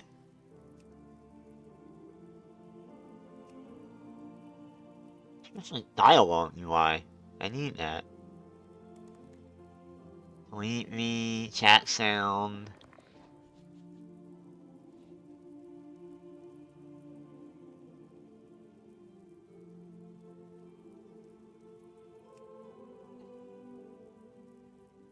What's it like, just load this shit on demand?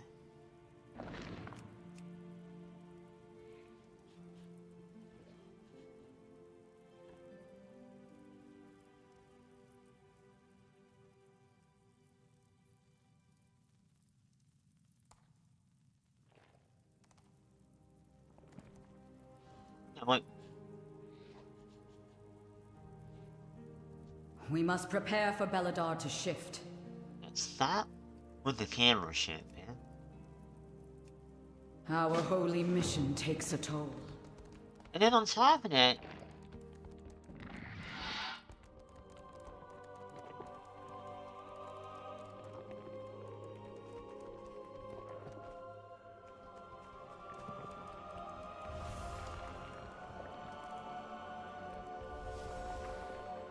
oh, it's a, okay, it's a, whatchamacallit, or...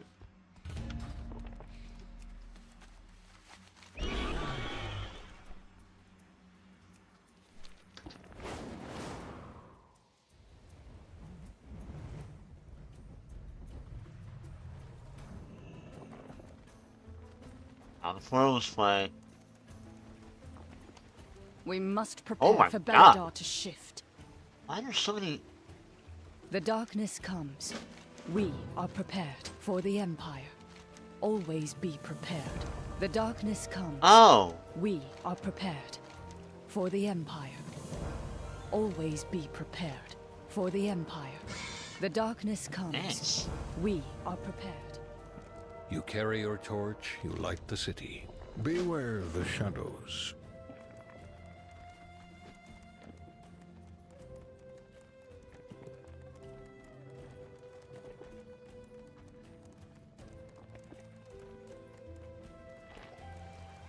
We are the holders of hope. That's an upgrade. Alright, I'll take that. What is that, 2600?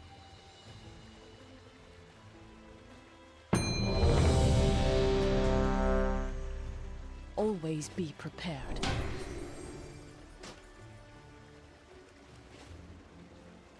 That just... Sacred Asshole. flame guide your way, friend.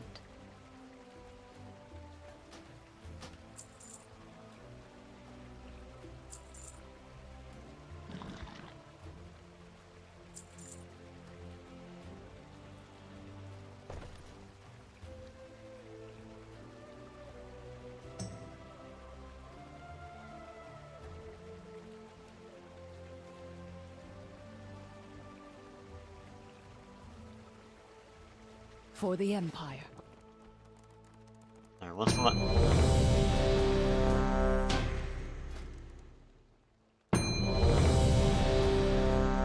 Damn, I'm only 593 still?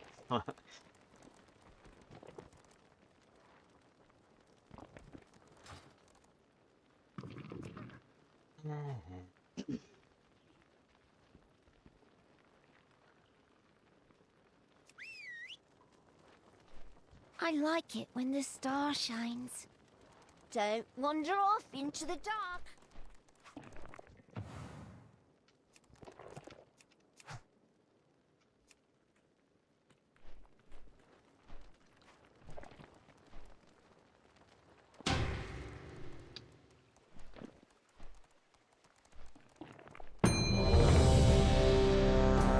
We are are the heart of shadow.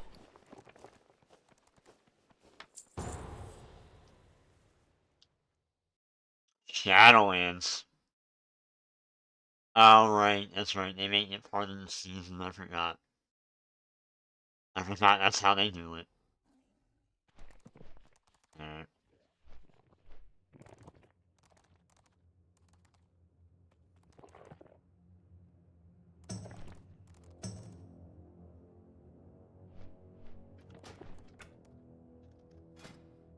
Welcome, one and all, to the Theater of Pain!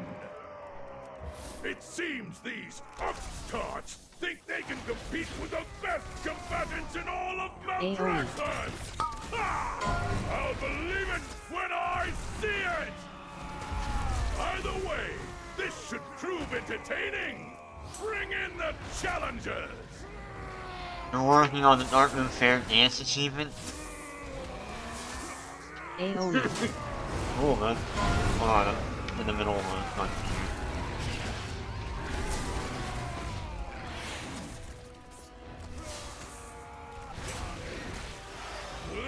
Been putting that off for a little years. Yeah, I know the feeling. Dodge. AoE.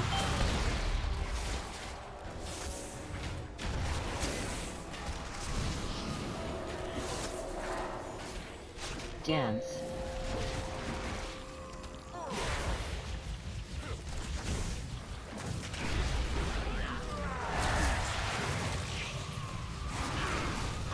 Spread. Dodge.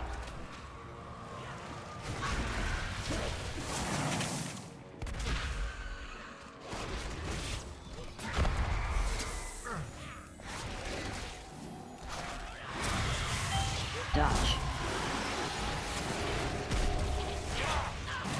AoE. You will perish.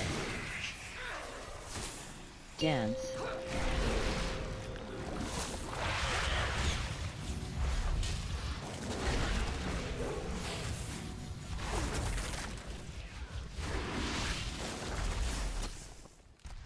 Dodge. My greatest Damn it. creation.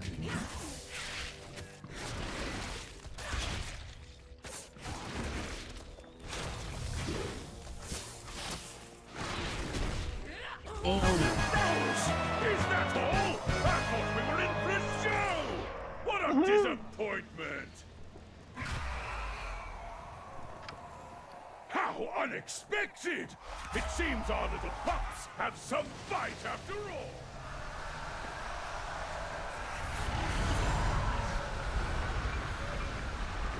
Alright, so this is the UI that the pros use, alright? How they do it.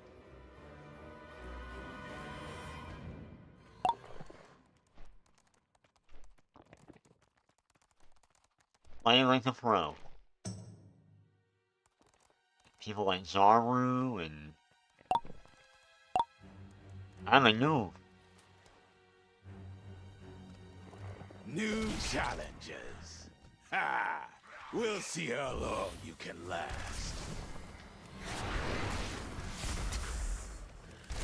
Lead.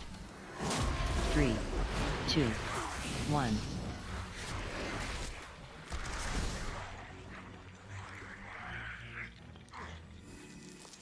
Weak and pitiful!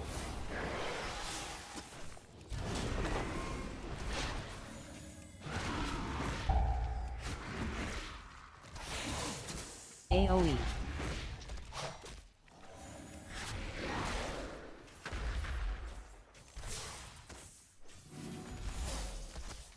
Three, 2, 1. AoE.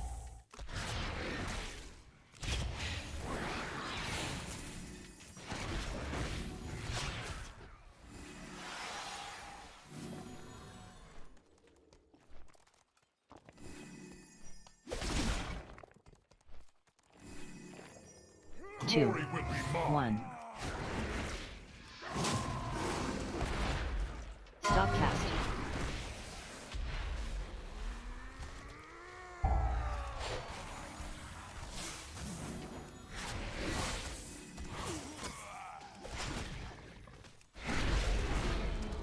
3, 2, 1.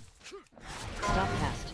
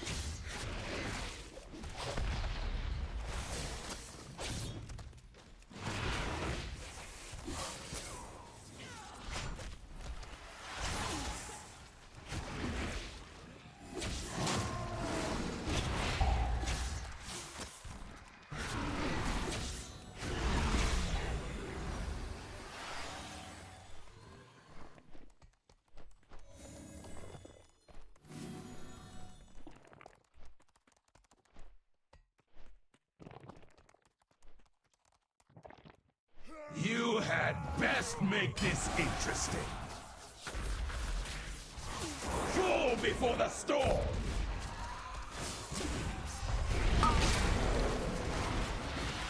3, 2, 1. Cower Dodge. before my might! Dodge. Dodge. You! Show me what you can do! Fall before the storm!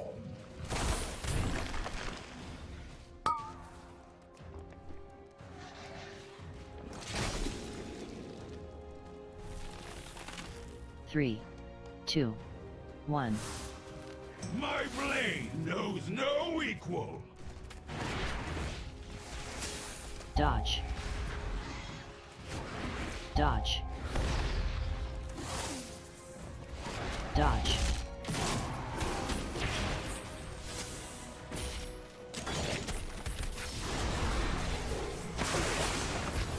My blade knows no equal! 3, 2, 1. Cower Dodge. before my might! That was good. Our challengers have passed the first trial, but they're still a long way from the title! I forget why.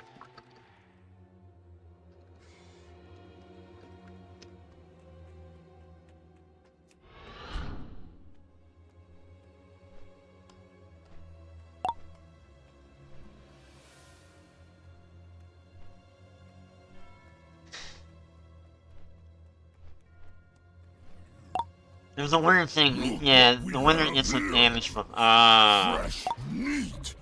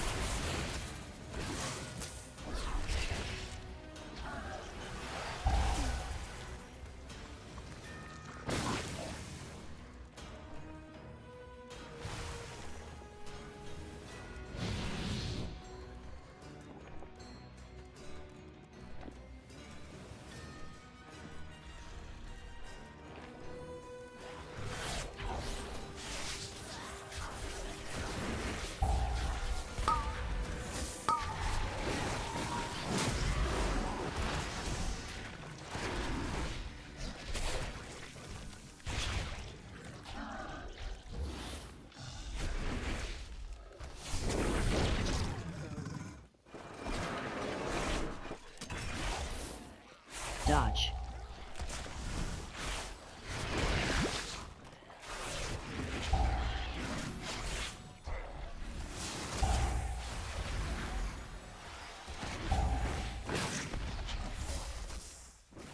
Dodge.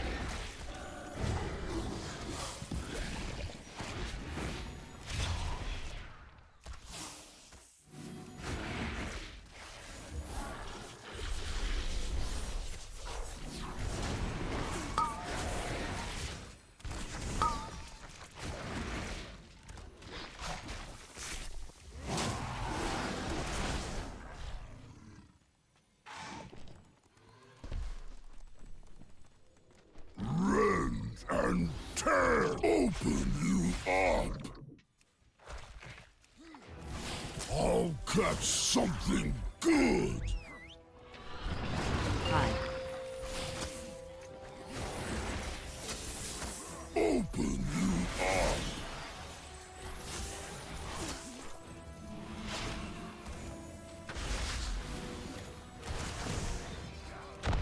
More spare parts. Gonna chop you up.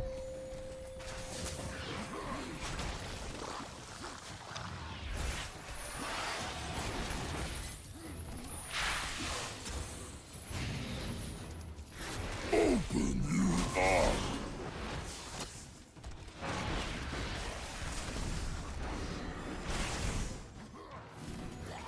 Hide. Open you up.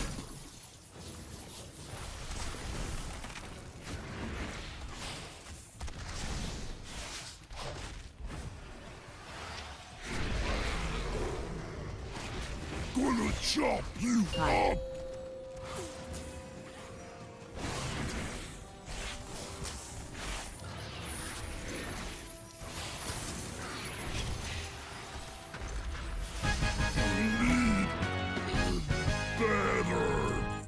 Another trial down! Looks like we might have some real contenders here!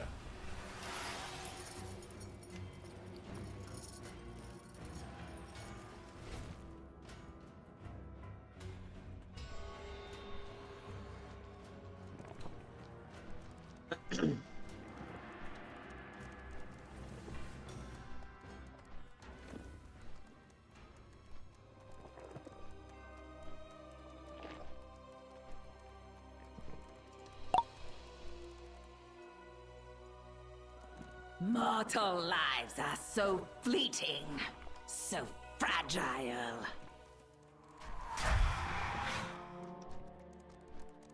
Oh no.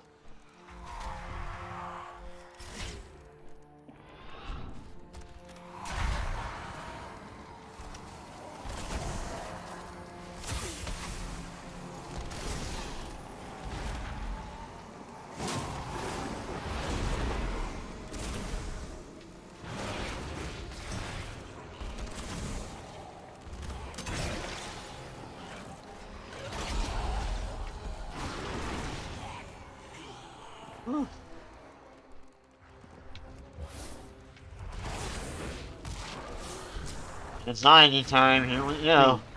3, 2, 1. AoE.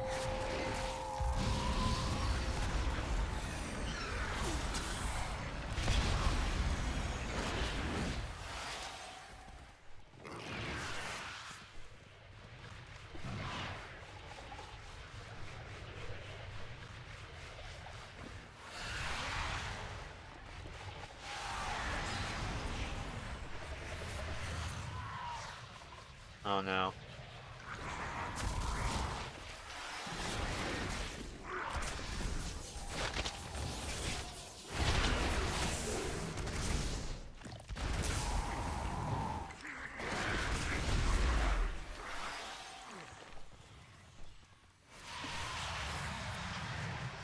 I'm having Shadowland, match.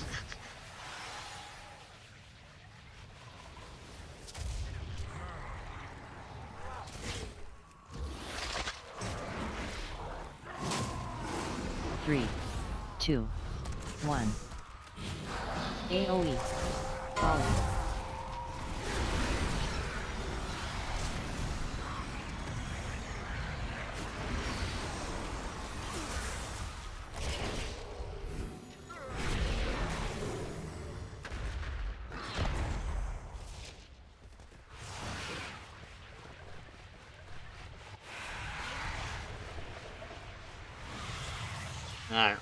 I think the one where it knocks you off the ledge.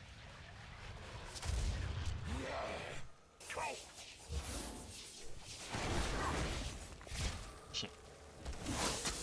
Dodge. Dodge. Dodge.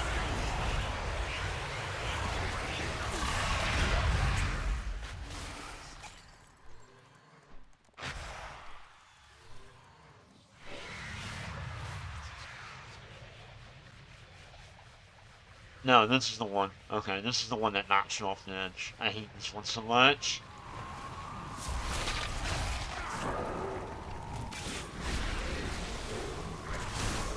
Dodge. Falling.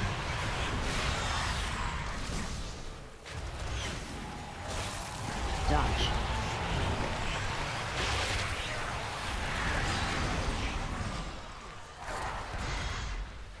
Dodge.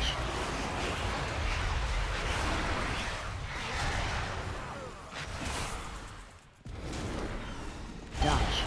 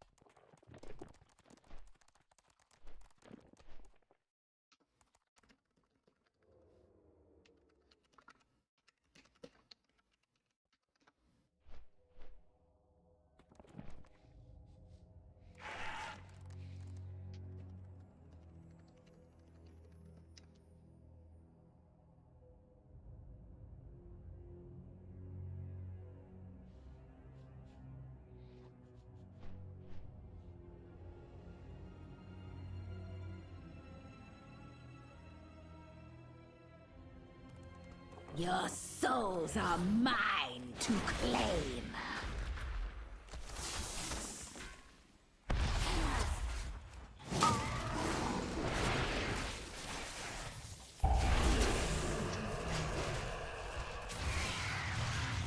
Three, two, one, stack.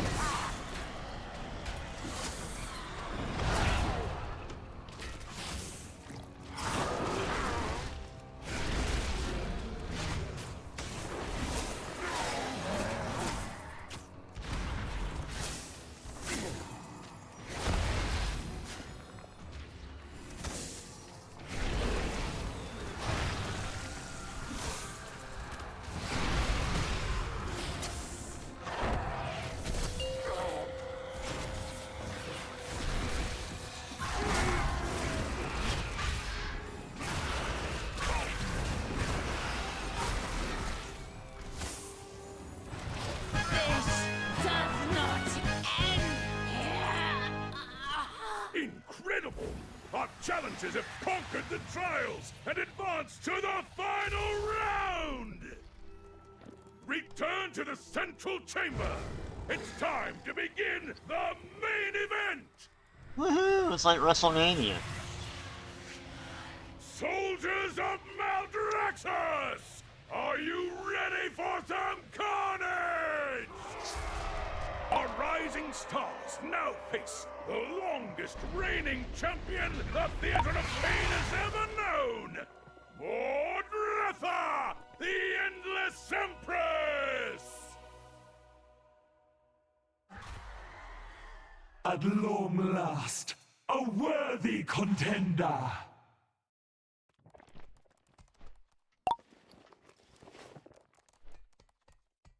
Behold my power and despair!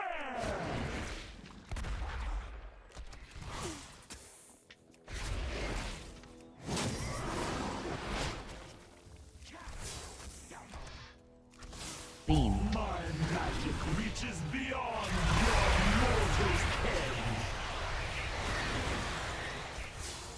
Pull. Death itself demands your souls. Drop.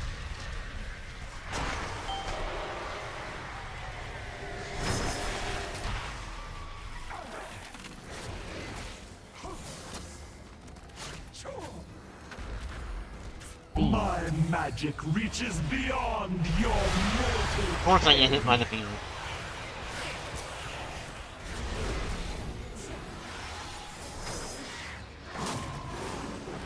Death itself demands your souls.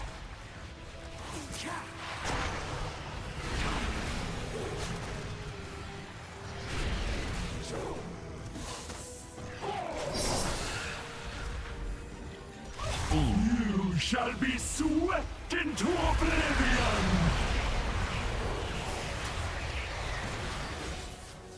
Drop.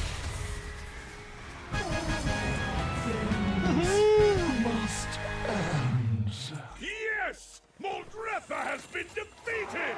I can hardly believe it! All hail the new champions of the arena!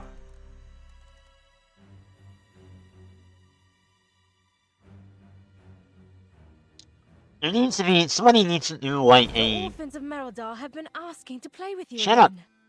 I think they'd appreciate. So, there needs to be like a WoW YouTuber or something out there that does like a video compilation of like, I would say like a season refresher. Because if Blizzard are gonna like continue like using these older dungeons for like previous expansions and putting them into like the current expansion season, like I need like a refresher. A lot of these dungeons I completely forget about, you know?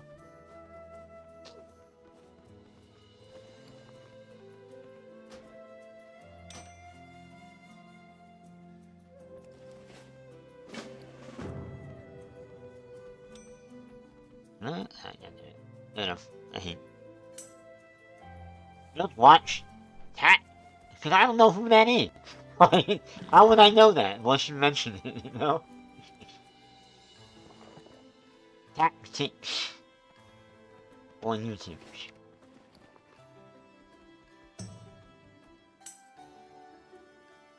Yeah. Oh, hold on now. I'll look at it in a minute. Yeah, because a lot of times, I'm like, we just did a Shadowlands dungeon. I don't remember a lot of that dungeon. Beyond, I remember the bit with the towers. I remember that. And I remember the bit with the hook. The hook boss. Well, if you made an attempt to find a YouTube guide, why would I do that?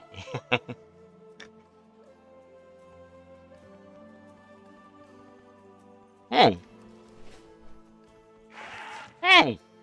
The fuck? Skill capped? Oh, okay, never mind. I was like, what the hell? Alright, so two... I see some valuable Shut up. resources in the area.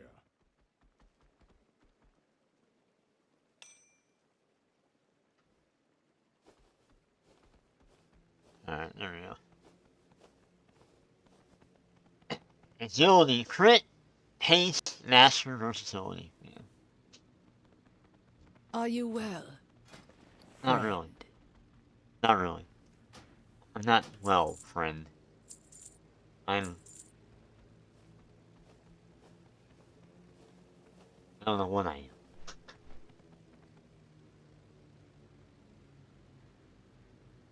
A foul prophecy. Let's see, haven't used it yet? Combine 2 fractured souls.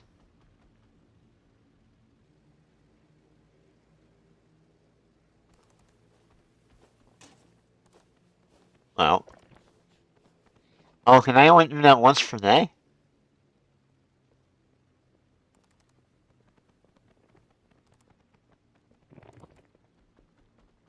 Oh no, I don't have enough, whatchamacallit, okay.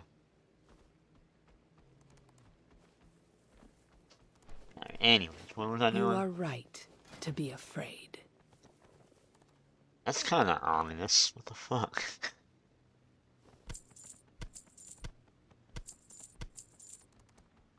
right to be afraid.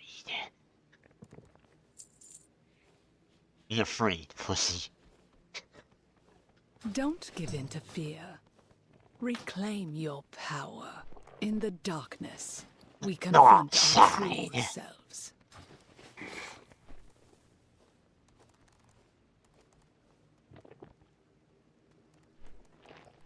I bet you she's gonna turn evil. That would be the ultimate. It turns her fucking evil. That would be funny.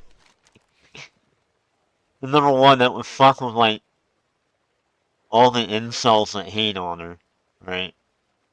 I don't like your woman, ew! You know. She's not hot, ugh.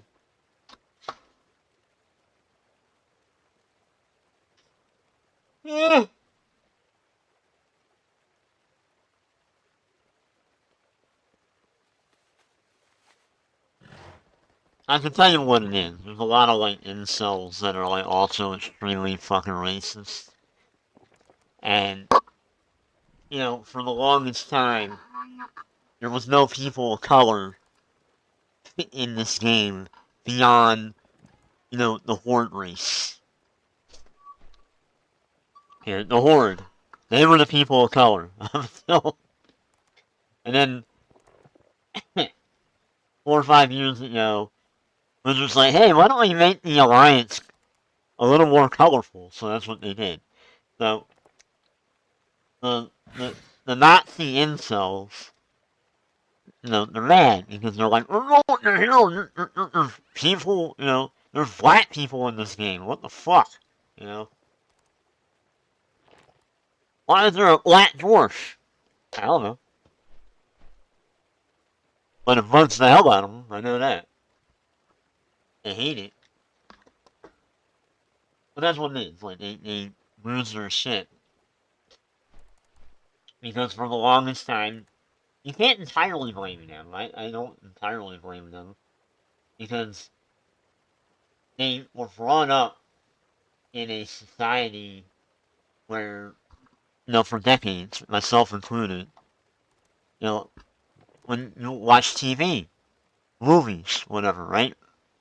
White people dominated those spaces. You know, video games, movies, music, even in some instances, white people. You turn on the TV, the commercial, odds are, you know, like, like a McDonald's commercial, or no, not a McDonald's commercial. If it was a McDonald's commercial, it was black people. Like, especially in the 90s, that was a thing. Like, the commercials on TV, it was like, you know, McDonald's? Black people. You know, Wendy's? White people. No, like, at least the older ones, I don't know. They're always racist, but you can kind of understand why a lot of those white people are the way they are, because, like, they were brought up that way by society as a whole. You know, they never had to live, like, very few of them have lived in a space where there were just, where it wasn't just like white people. You know? I know a lot of people that are like that, too. Like, they grew up in a cul-de-sac. You know? They grew up in the suburbs. The only people they knew was fucking white people. They had maybe 6 black people in their school. Anyway, I gotta pee. You're right.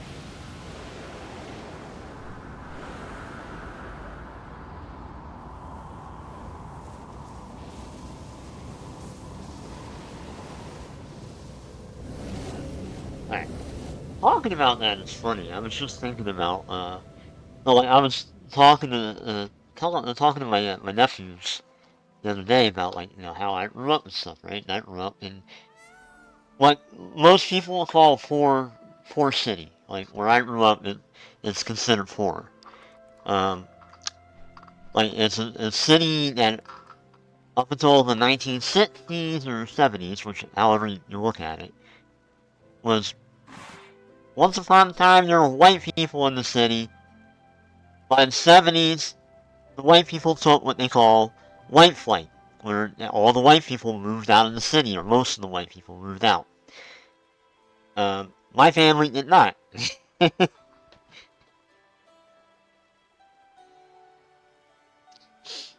So, there was white flight.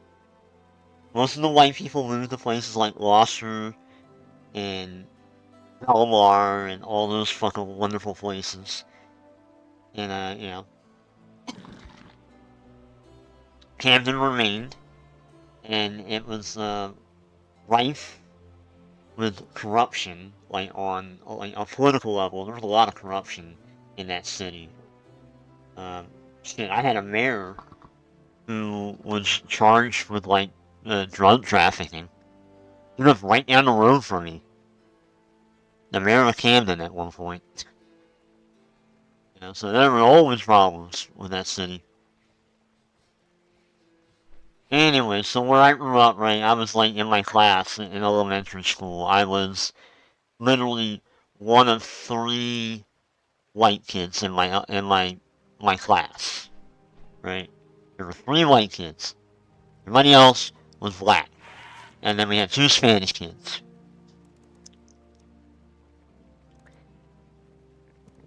That's all I knew up until junior high. Up until middle school. And then all of a sudden I went to like a school where it was like predominantly white kids. And that was like it was almost like a culture shock to me. Or that's too much to say. I wouldn't say a culture shock, but it was definitely different. Like I experienced like reverse racism among other white people, and especially in high school. God, man, I got to high school, 9th grade. I walked in.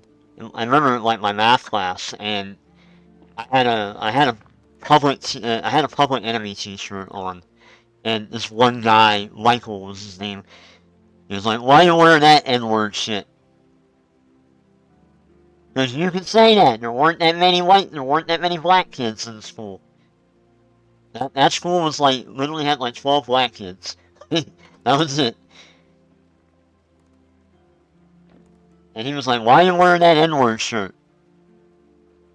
Like, you should be wearing a real shirt. And he points like this fucking Iron Maiden bullshit. Like, I was dealing with crap like that. Wasn't allowed to listen to rap music.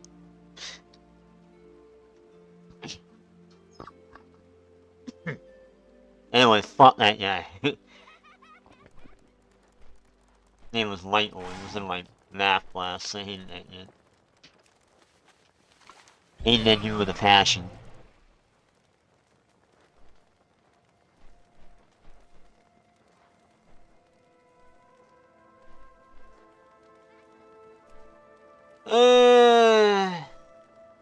Nothing like high school trauma.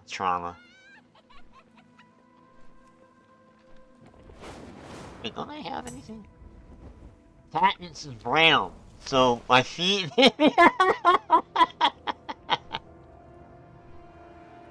Racist yourself? I'm not racist.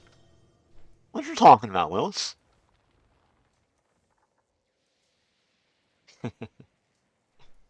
Does he know? Katniss is a... The way you fucking put that. Katniss is brown. Let me see your boy here. Let me see. What's going on? Because I don't know these names, so I don't know. Let's see. Where's my... Yeah, It's funny.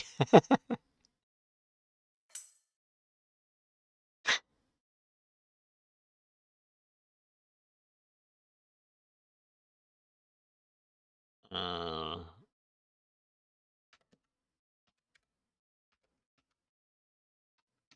And see.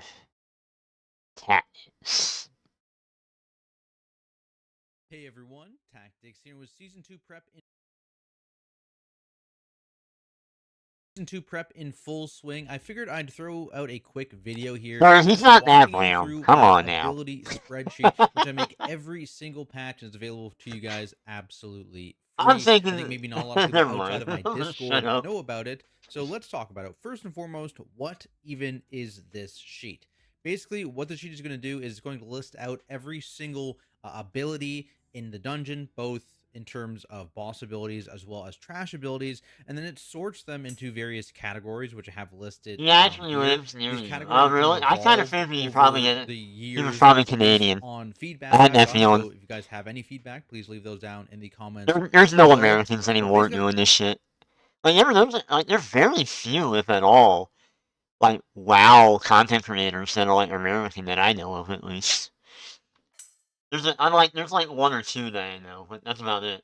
Everybody else seems to be British or Canadian. I met him at the 30th anniversary thing. Him and the WoW Hobbs. Bofe. And, why can't I read that? No Hit Jerome? Yeah, I don't know any of these names. Adjusted kind of what Like, I'm an old school guy, right?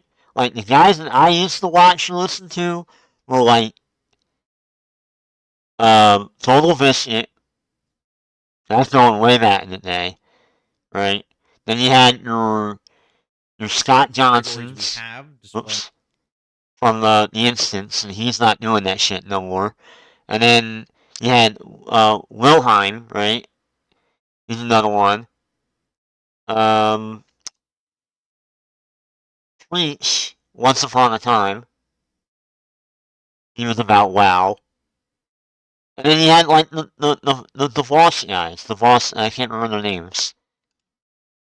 that information and also how those categories actually display the information. Now for New Year's, I have them listed down here so I can just kind of give you an explanation of the language. For example, question I've done a lot over my time making videos is I what couldn't is think a of their stop? name. Yeah, Green Spot. Why am I watching this? I don't need that. That's too much information. Let me see. There we go. And he does do that. Thank you. He does what I was asking. A season refresher. Okay, I will put this guy down. There you go, subbed. Hey everyone, Tactics here with more Season 2 guide content, where in this video we'll be going over the Rookery, discussing the most important trash and boss abilities, as well as how I recommend you handle them. If you're looking for the entire breakdown of every single ability by dungeon for this season, you should definitely check out my Mythic Plus spreadsheet, which I talk about in a video that I'll link down in the description below. Plus, I've got a ton of other guide content coming for Season 2 over the next few weeks, so make sure you are subscribed to the channel. Otherwise, let's start with the mini-boss that you'll need to defeat in order to get to the first boss's room, Quartermaster Koratite. This guy's got a couple different abilities. The first is Bounding Void, which is a random target frontal attack, which shoots out 3 orbs in a cone, and then those orbs slowly come back to the mob after a delay. So you really want to make sure you move away from this ability, and you don't move back until those orbs have returned. The other ability is Entropy Shield, where the mini-boss faces a random direction and throws up a barrier. This will block and deflect all abilities coming from that direction, so you really want to make sure you rotate around the mob. I mean, that's pretty obvious. From here, you'll be able to jump on some griffins and ride into the first boss's room, where there's some new mobs that you'll face. There are spam casters in this room in Cursed Thunderers, so you want to use all your spare kicks on their random target lightning bolt ability. Outside of that, there's only one other interrupt in this area, and that's from the Cursed Rook Tenders and their Lightning Surge ability. This cast will enrage one of the nearby Storm Rooks, drastically increasing their damage and attack speed, so interrupting this is definitely preferred, but if you have a Soothe, you can also use that to remove the buff. Speaking of the Storm Rooks, there's a couple of them in this area. The first is the Unruly Storm Rook, and these guys have a random target ability in Energized Barrage. This is a channel, so you'll want to use a CC to stop the cast while it's in channel to prevent it from doing too much damage. The other Griffin in this area are the Lieutenant Mob's Void Riders, and they have a couple of abilities. The first is Wild Lightning, which shoots out line attacks towards 3 random players, which you want to make sure you'll avoid, and the other is Localized Storm, which is channels for heavier group damage for 5 seconds. So healers, be prepared for this, and anyone, if you're targeted by other abilities while this is happening, you want to make sure you press a defensive. After clearing out this room, you can take on Kyrios, which rotates between fighting the boss on the platform and then it flying up for an intermission phase. Starting with the boss phase, you'll generally want to be loosely spread here to avoid cleaving each other when the Crashing Thunder ability goes out, which is an 8-yard AoE hit around every single player. This actually hits quite hard as key levels increase, so you'll eventually need to make sure that you always have some small defensive running for these hits. The boss also does Wild Lightning in this phase, similar to the Trash Mob that we just mentioned. However, this one targets all 5 players instead of just 3, so it can be easier to avoid this if your melee is grouped up, clustering all those lines in one area, and just have a lot more safe space to work with. Just make sure you don't get cleaved by that Crashed Thunder AoE. At 100 energy, the intermission begins with the boss jumping to the center of the room and using Lightning Torrent, which causes ticking group damage for 15 seconds and injects 4 beams which rotate in a random direction around the room. These beams always start on the grates near the center of the room, so I recommend having your party group up between 2 sets of grates as this phase is beginning, which allows you to adapt to the movement of the beams depending on which direction they choose. On top of these beams, the boss intermittently creates grounding bolt circles under all players, so again, it can be useful for space to have your melee be stacked in this phase and just have all their circles spawn in one area and then they just move onwards in the direction that you are traveling in.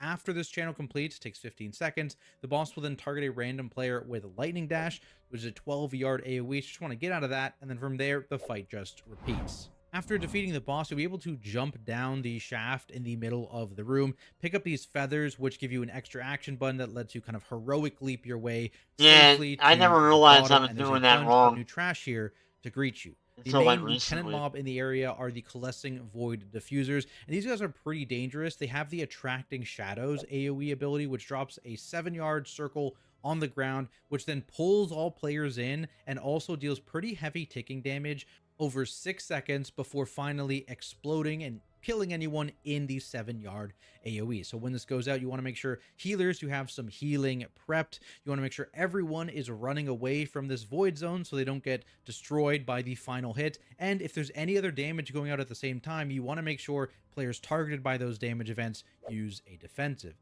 Speaking of what could be going out, one ability is their other cast in Arcing Void. This targets a random player and creates a very large circle around them, showing anyone it will cleave to, so you want to make sure you spread out away from your friends when this happens. Other mobs in this area are the Void Cursed Crusher. These guys have a passive that tanks want to be aware of in Void Claw, which causes their melee attacks to stack up a healing reduction on you, which only lasts for 3 seconds. So you want to watch your stacks here, and if you need to, use things like AoE stuns, knockback, slows to get away from the pack for long enough that you can reset your stacks. Their other ability is Void Crush, which causes them to leap to a random player and do a 4-yard AoE around them. Kind of similar strategy with the Arcing Void here. Just make sure your group is a bit spread to avoid this from cleaving. The caster in this area are the Corrupted Oracles. They have a spam cast and Void Bolt, which you want to keep interrupted. And other than that, they will occasionally throw out the Seeping Corruption Curse Dot on a random player. So if you have a curse to dispel it as fast as you can. If you don't, that player will definitely want to press a defensive and watch these circles that they'll constantly be dropping under their feet. From there, we can talk about Stormguard Gorin, where the most important thing here is managing your space, as the boss creates a lot of area denial through his Crush Reality ability. This causes the boss to jump towards a random ranged player, leaving behind a large puddle for 2 minutes, causing beams to shoot out from that area that you need to avoid, and also dealing a hit of shadow damage to your group.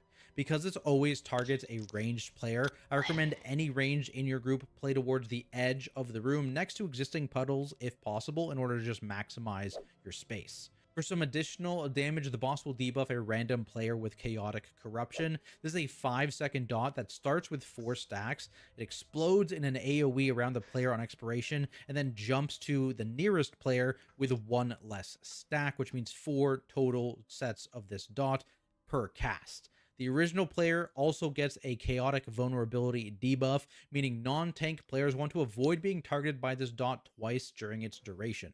I recommend bouncing to your tank first, then to any player that wasn't the initial target, then back to your tank.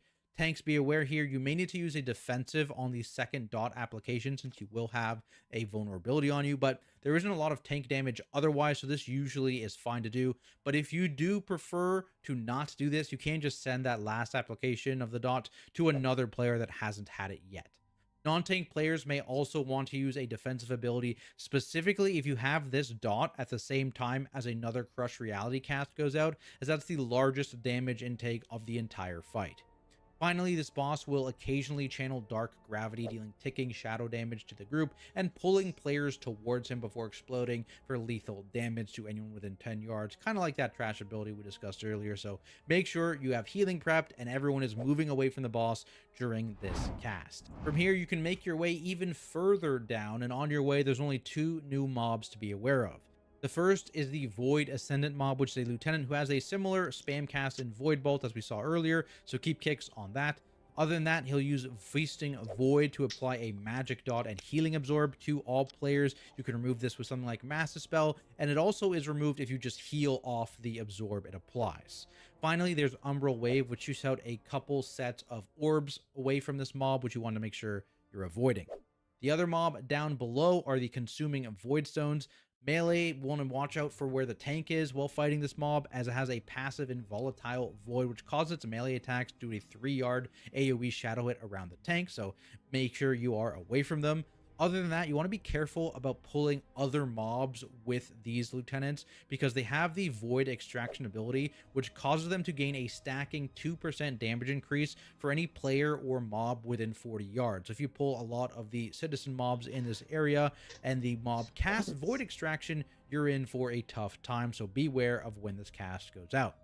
The other major ability this mob has is Unleash Darkness. This is an extremely long channeled ability which deals ticking damage every 4 seconds and also spawns a bunch of circles on the ground which you need to avoid. So you just want to make sure you have healing prepared for when this ability begins.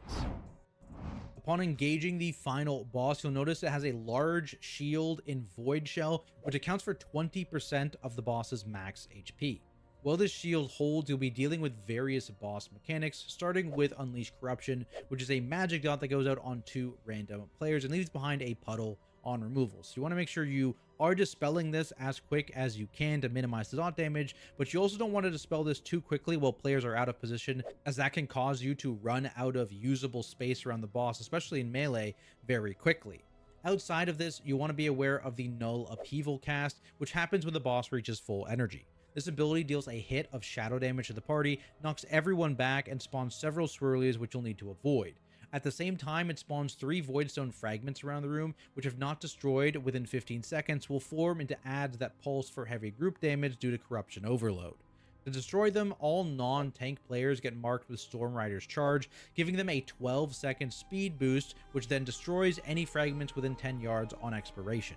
To deal with this, I recommend having 1 DPS player assigned to each of the 3 platforms that surround the boss, and then you have your healer kind of float in the middle platform, ready to shift if needed. For tanks, make sure you never leave melee, as otherwise this stationary boss will spam cast entropy, likely resulting in a wipe. Otherwise, you just want to make sure that you play away from the rest of your party here, and then use a defensive on every cast of Oblivion Wave, as this deals heavy damage to all players in quite a wide line targeted at the tank, and you do not want to hit any of your party with it. It is possible to avoid the damage of the wave entirely if you play on the edge of the boss's hitbox and use a movement ability right after it finishes casting, but this is a bit riskier and not necessary at all for most key levels, so I don't recommend doing this. Now, once you actually deplete the Void Shell shield on the boss, you'll enter the Storm's Vengeance burn phase, which stuns the boss and causes it to take 100% increased damage for 20 seconds. The more damage you do here, the shorter your boss fight is going to be, so you want to make sure that you line up your cooldowns for this push, and also if you have it, things like Bloodlust are great to help you get in as much damage as possible. Once the stun ends, the boss will re-shield himself, and the fight just repeats from there. But there we have it, guys. That is my guide to the Rookery in the War Within Season 2. Hopefully you learned something here, and if you did, make sure to leave a like and subscribe for more content like this, including dungeon guides for every single Season 2 key, Keystone Legend route walkthroughs with commentary to help you get your new achievement and mount, Liberation of Undermine raid boss guides, and of course, much more. As always, I would not be able to do this without all the support from my amazing Patreon, so thank you guys so much, and I'll see everyone in the next video.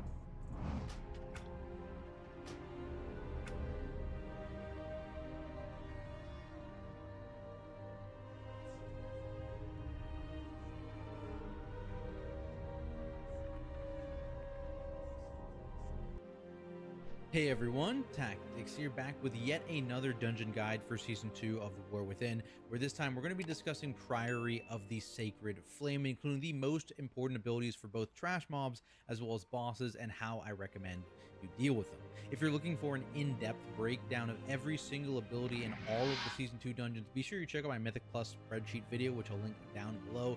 And if you're looking for more guide content, including pug-friendly routes, dungeon walkthroughs with commentary, or even Liberation of Undermine raid guides, then be sure to click subscribe down below and turn on that bell so you're notified when all that content gets posted in the coming weeks. Now let's hop right into it, where I actually want to start by discussing the dungeon buff that is available here, which you can pick up in the courtyard right at the beginning of the dungeon, or again later on in the last boss's room. In both of these areas, you'll find Orbs of Light, which can only be used by either a priest or a paladin player, and then when clicked, will allow them to buff all nearby players with Blessing of the Sacred Flame for 30 minutes. While active, this buff just causes your attacks and spells have a chance to proc AoE holy damage, which can be a nice boost to your overall throughput. This buff is lost on death, however the orbs themselves never actually despawn, so you can have your priest or paladin player interact with them again to rebuff any players who may have lost their blessing. From there, let's talk about the mobs before the first boss, where the most common one is definitely the Arathi Footmen. They have a single ability in Defend, which is a channel that will cause all nearby allies to take 50% reduced damage while it holds. You can use CCs here like stuns, like fears, like knocks, and this will cause the channel to end immediately while also putting a damage taken increase on the footmen themselves, so make sure you do that to make your packs go faster. The big lieutenant mob in this area are the Arathi Knights, and they have a random target bleed in Impale, which is quite dangerous. So if you ever get this, use a bleed cleanse if you have it, or be ready to use defensives if you ever get any other sort of damage coming your way. For example, the Arathi Knight's other ability, Disrupting Shout, which is just an AoE hit that also interrupts your spell casting, so make sure you stop casting when this goes out. There's also another random target hitter mob in Fervent Sharpshooters. These guys will just shoot random players, and also they'll throw pot shots out at random players, which is just a random target physical hit.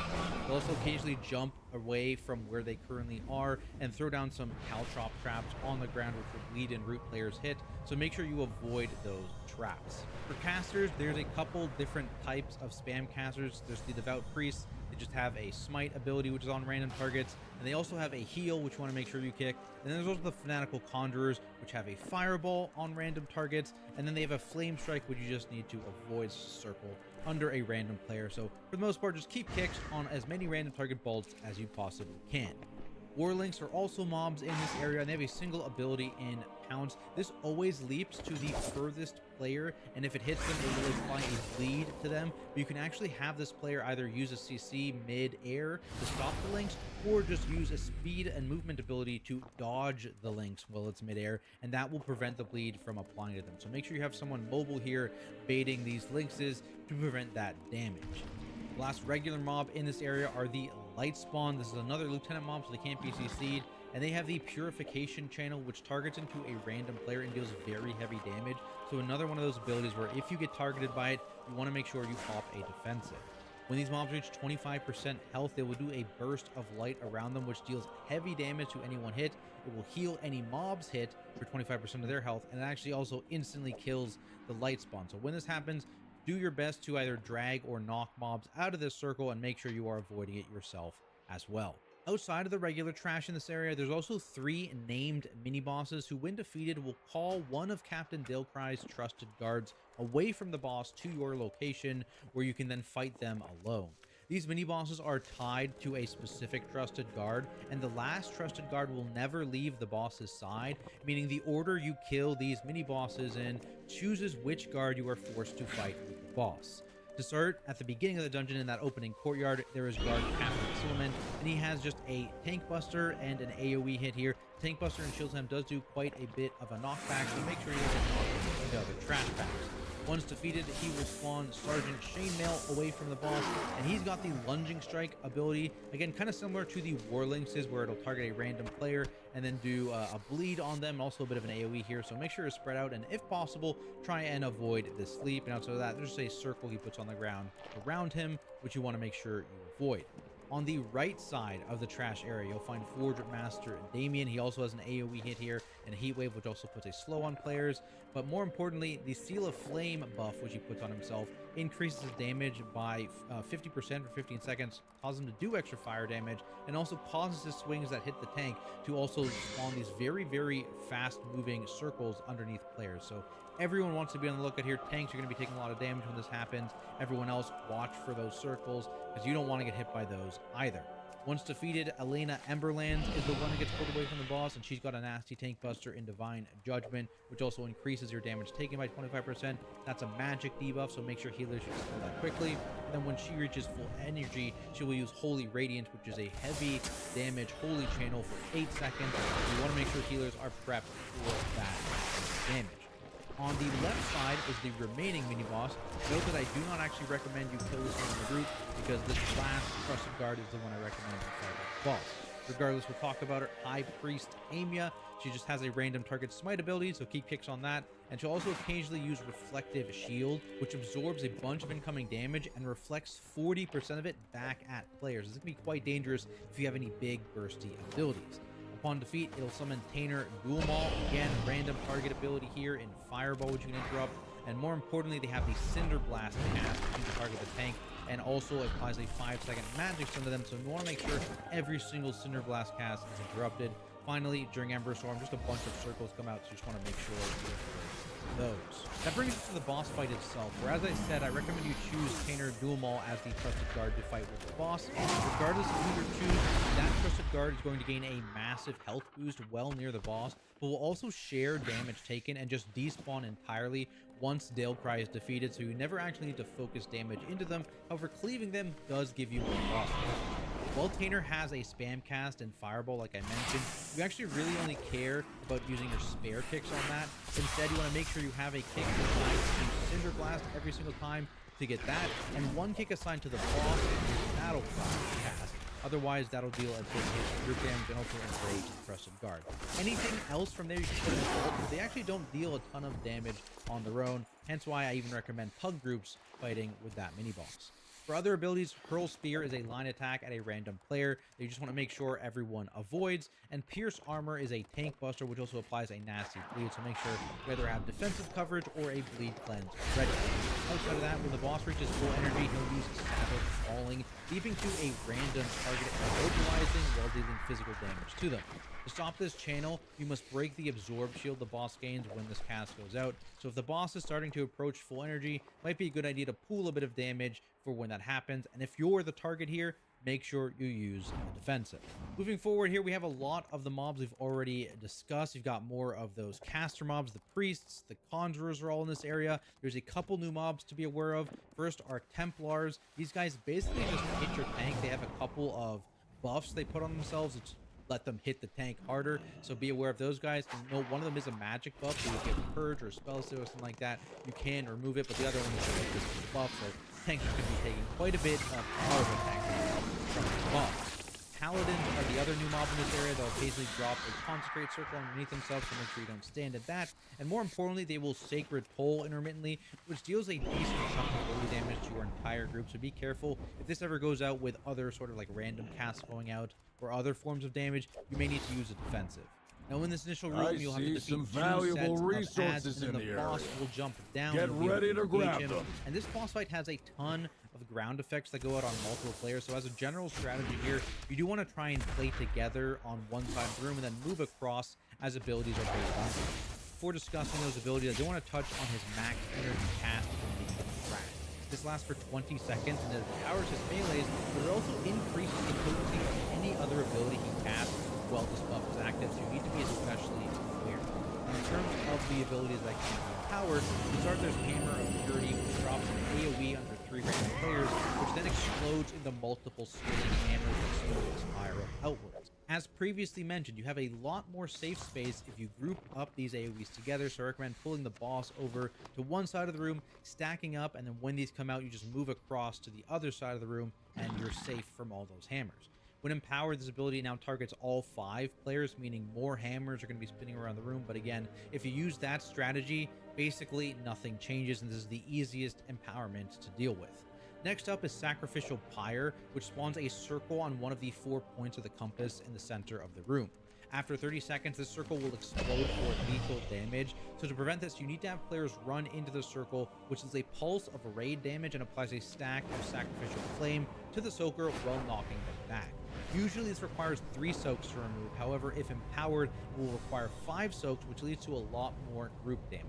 The dot applied to soakers can also get dangerous very quickly, so you want to use things like immunities to soak without gaining the dot, or just rotate who your soakers are and aggressively use defensives or group cooldowns or healing cooldowns, whatever you have.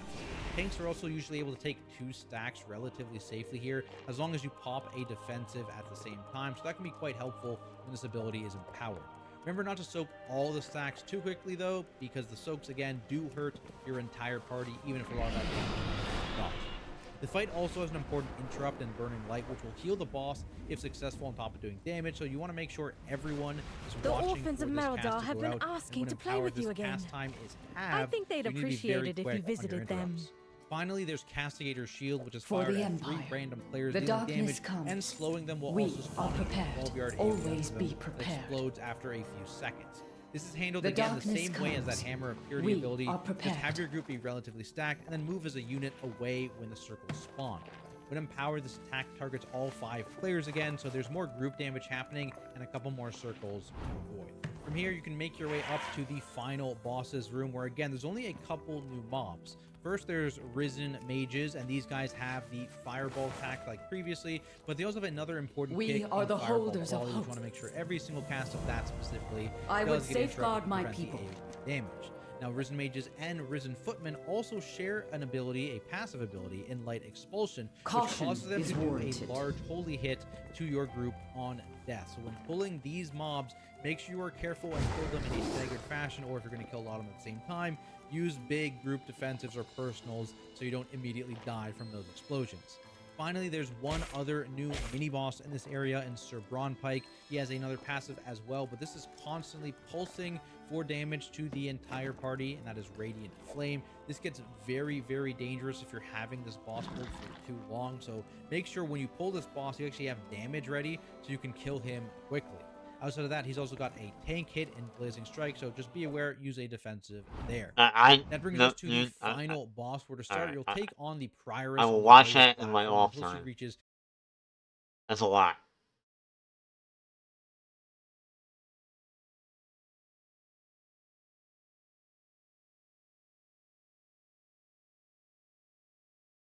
Is he? The president, in a desperate attempt to salvage this disastrous tariff policies, and let's be clear, the damage has been done. Right now, we're just talking about to what extent the damage to the economy is going to be. This is one of those things where it's like the snake has already swallowed the rat, as it were. And we're just gonna, it's just a question of like, how long is it gonna take to pass through the system? And if Donald Trump makes all sorts of We tariff must prepare deals for that slow Belladar to things shift. down or stop the tariffs by this weekend, then the rat still has to pass through the snake. It's just not as long of a snake, or whatever happens to a rat inside a snake will happen quicker. And if he doesn't, particularly in terms of China, then it's going to be, some people say disastrous, other people say catastrophic to the economy. The Fed warning yesterday, without saying the word stagflation, I must ensure my people survive. was warning of stagflation, which is inflation and job loss and lack of GDP growth. You know, this is two forces that supposedly are inverse of each other, lining up in a very, very bad way. But Donald Trump announced with Keir Starmer, and I guess they were in the Oval Office. Well, Keir was phoning in. Oh, was that? Oh, he was? Yep, he was over the phone. Oh, I didn't realize. Okay. Maybe the British ambassador was there or something. Yep.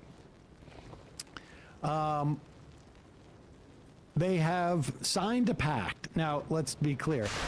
Probably, if not the oldest trade partner, maybe the second oldest. Yep, and it's the best deal we've ever done with anybody. It's so great. The UK is now going to be able, and let's just be clear here. Just so you get a sense of how much they were ripping us off. I want to keep that back up there. But we must rely on outsiders Britain to save the Iraqi. is the 11th biggest trading partner in the first quarter of this year. The 11th biggest. So not even top 10.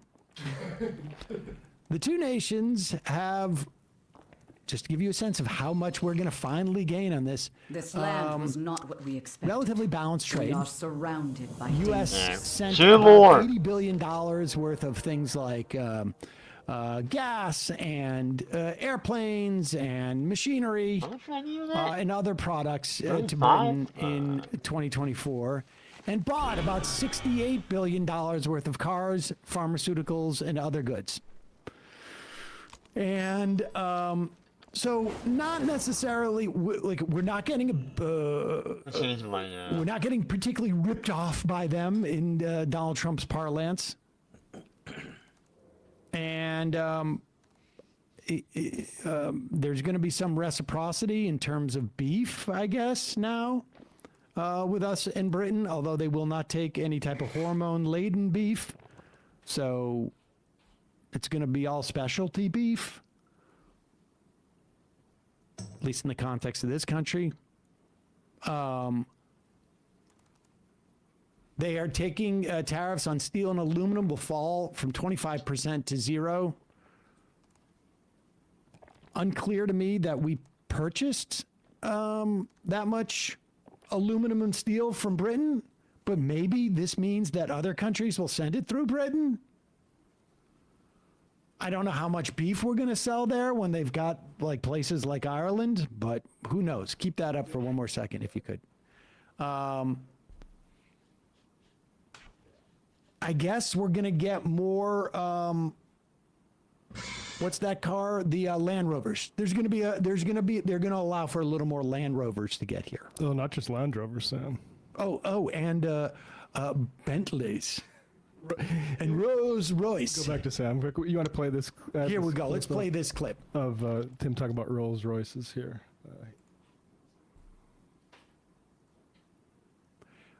So this is the big news that's going to save us. They, made that deal, but they, we've had just a very special relationship with them. Like, I won't do that deal with cars. I mean, unless somebody shows me that there's another kind of car that's comparable to a Rolls Royce, and there aren't too many. This is a good commercial for Rolls Royce. But I'm going to order a lot of cars. I wonder whether you'd like to buy. I mean, well, the last time this happened, I would be happy to suggest a discount, obviously a very modest discount. We have to protect our profit margin. I've had many of them, actually. The last time that happened... Okay, I don't give a shit about this, frankly. You should also know, in terms of cars, so your Rolls Royces will be a little bit more available. Maybe, I don't know if the price is going to go down, but there's going to be a little more availability, and Range Rovers. However, there is going to be a 25% tax that's going to a tariff that's going to be levied on car parts starting this Saturday. Oh boy. So, for those of you not getting the Rolls Royces, I got some bad news for you. But here is Trump announcing, right? Is this the clip? Yeah. This is Trump announcing it. And supposedly, and I just want to make clear, 50% of the content of cars assembled in America is imported. So 50% of the cost of cars, of manufacturing the cars, are about to go up 25%. So I guess you could say we're going to see probably 12.5% bump in the cost of car. We are the warriors of the sacred flame. The Just Empire's overnight. light will banish the darkness. Here he is bragging about his meeting with China on Saturday. Supposedly, according to the Chinese, the U.S. begged them for a meeting. This isn't him bragging about the meeting. This is him talking about the ports. Okay. Well, this is going to be with the ports. But understand, this Saturday, or I should say this weekend, Besant announced that there was going to be a meeting in Switzerland with China.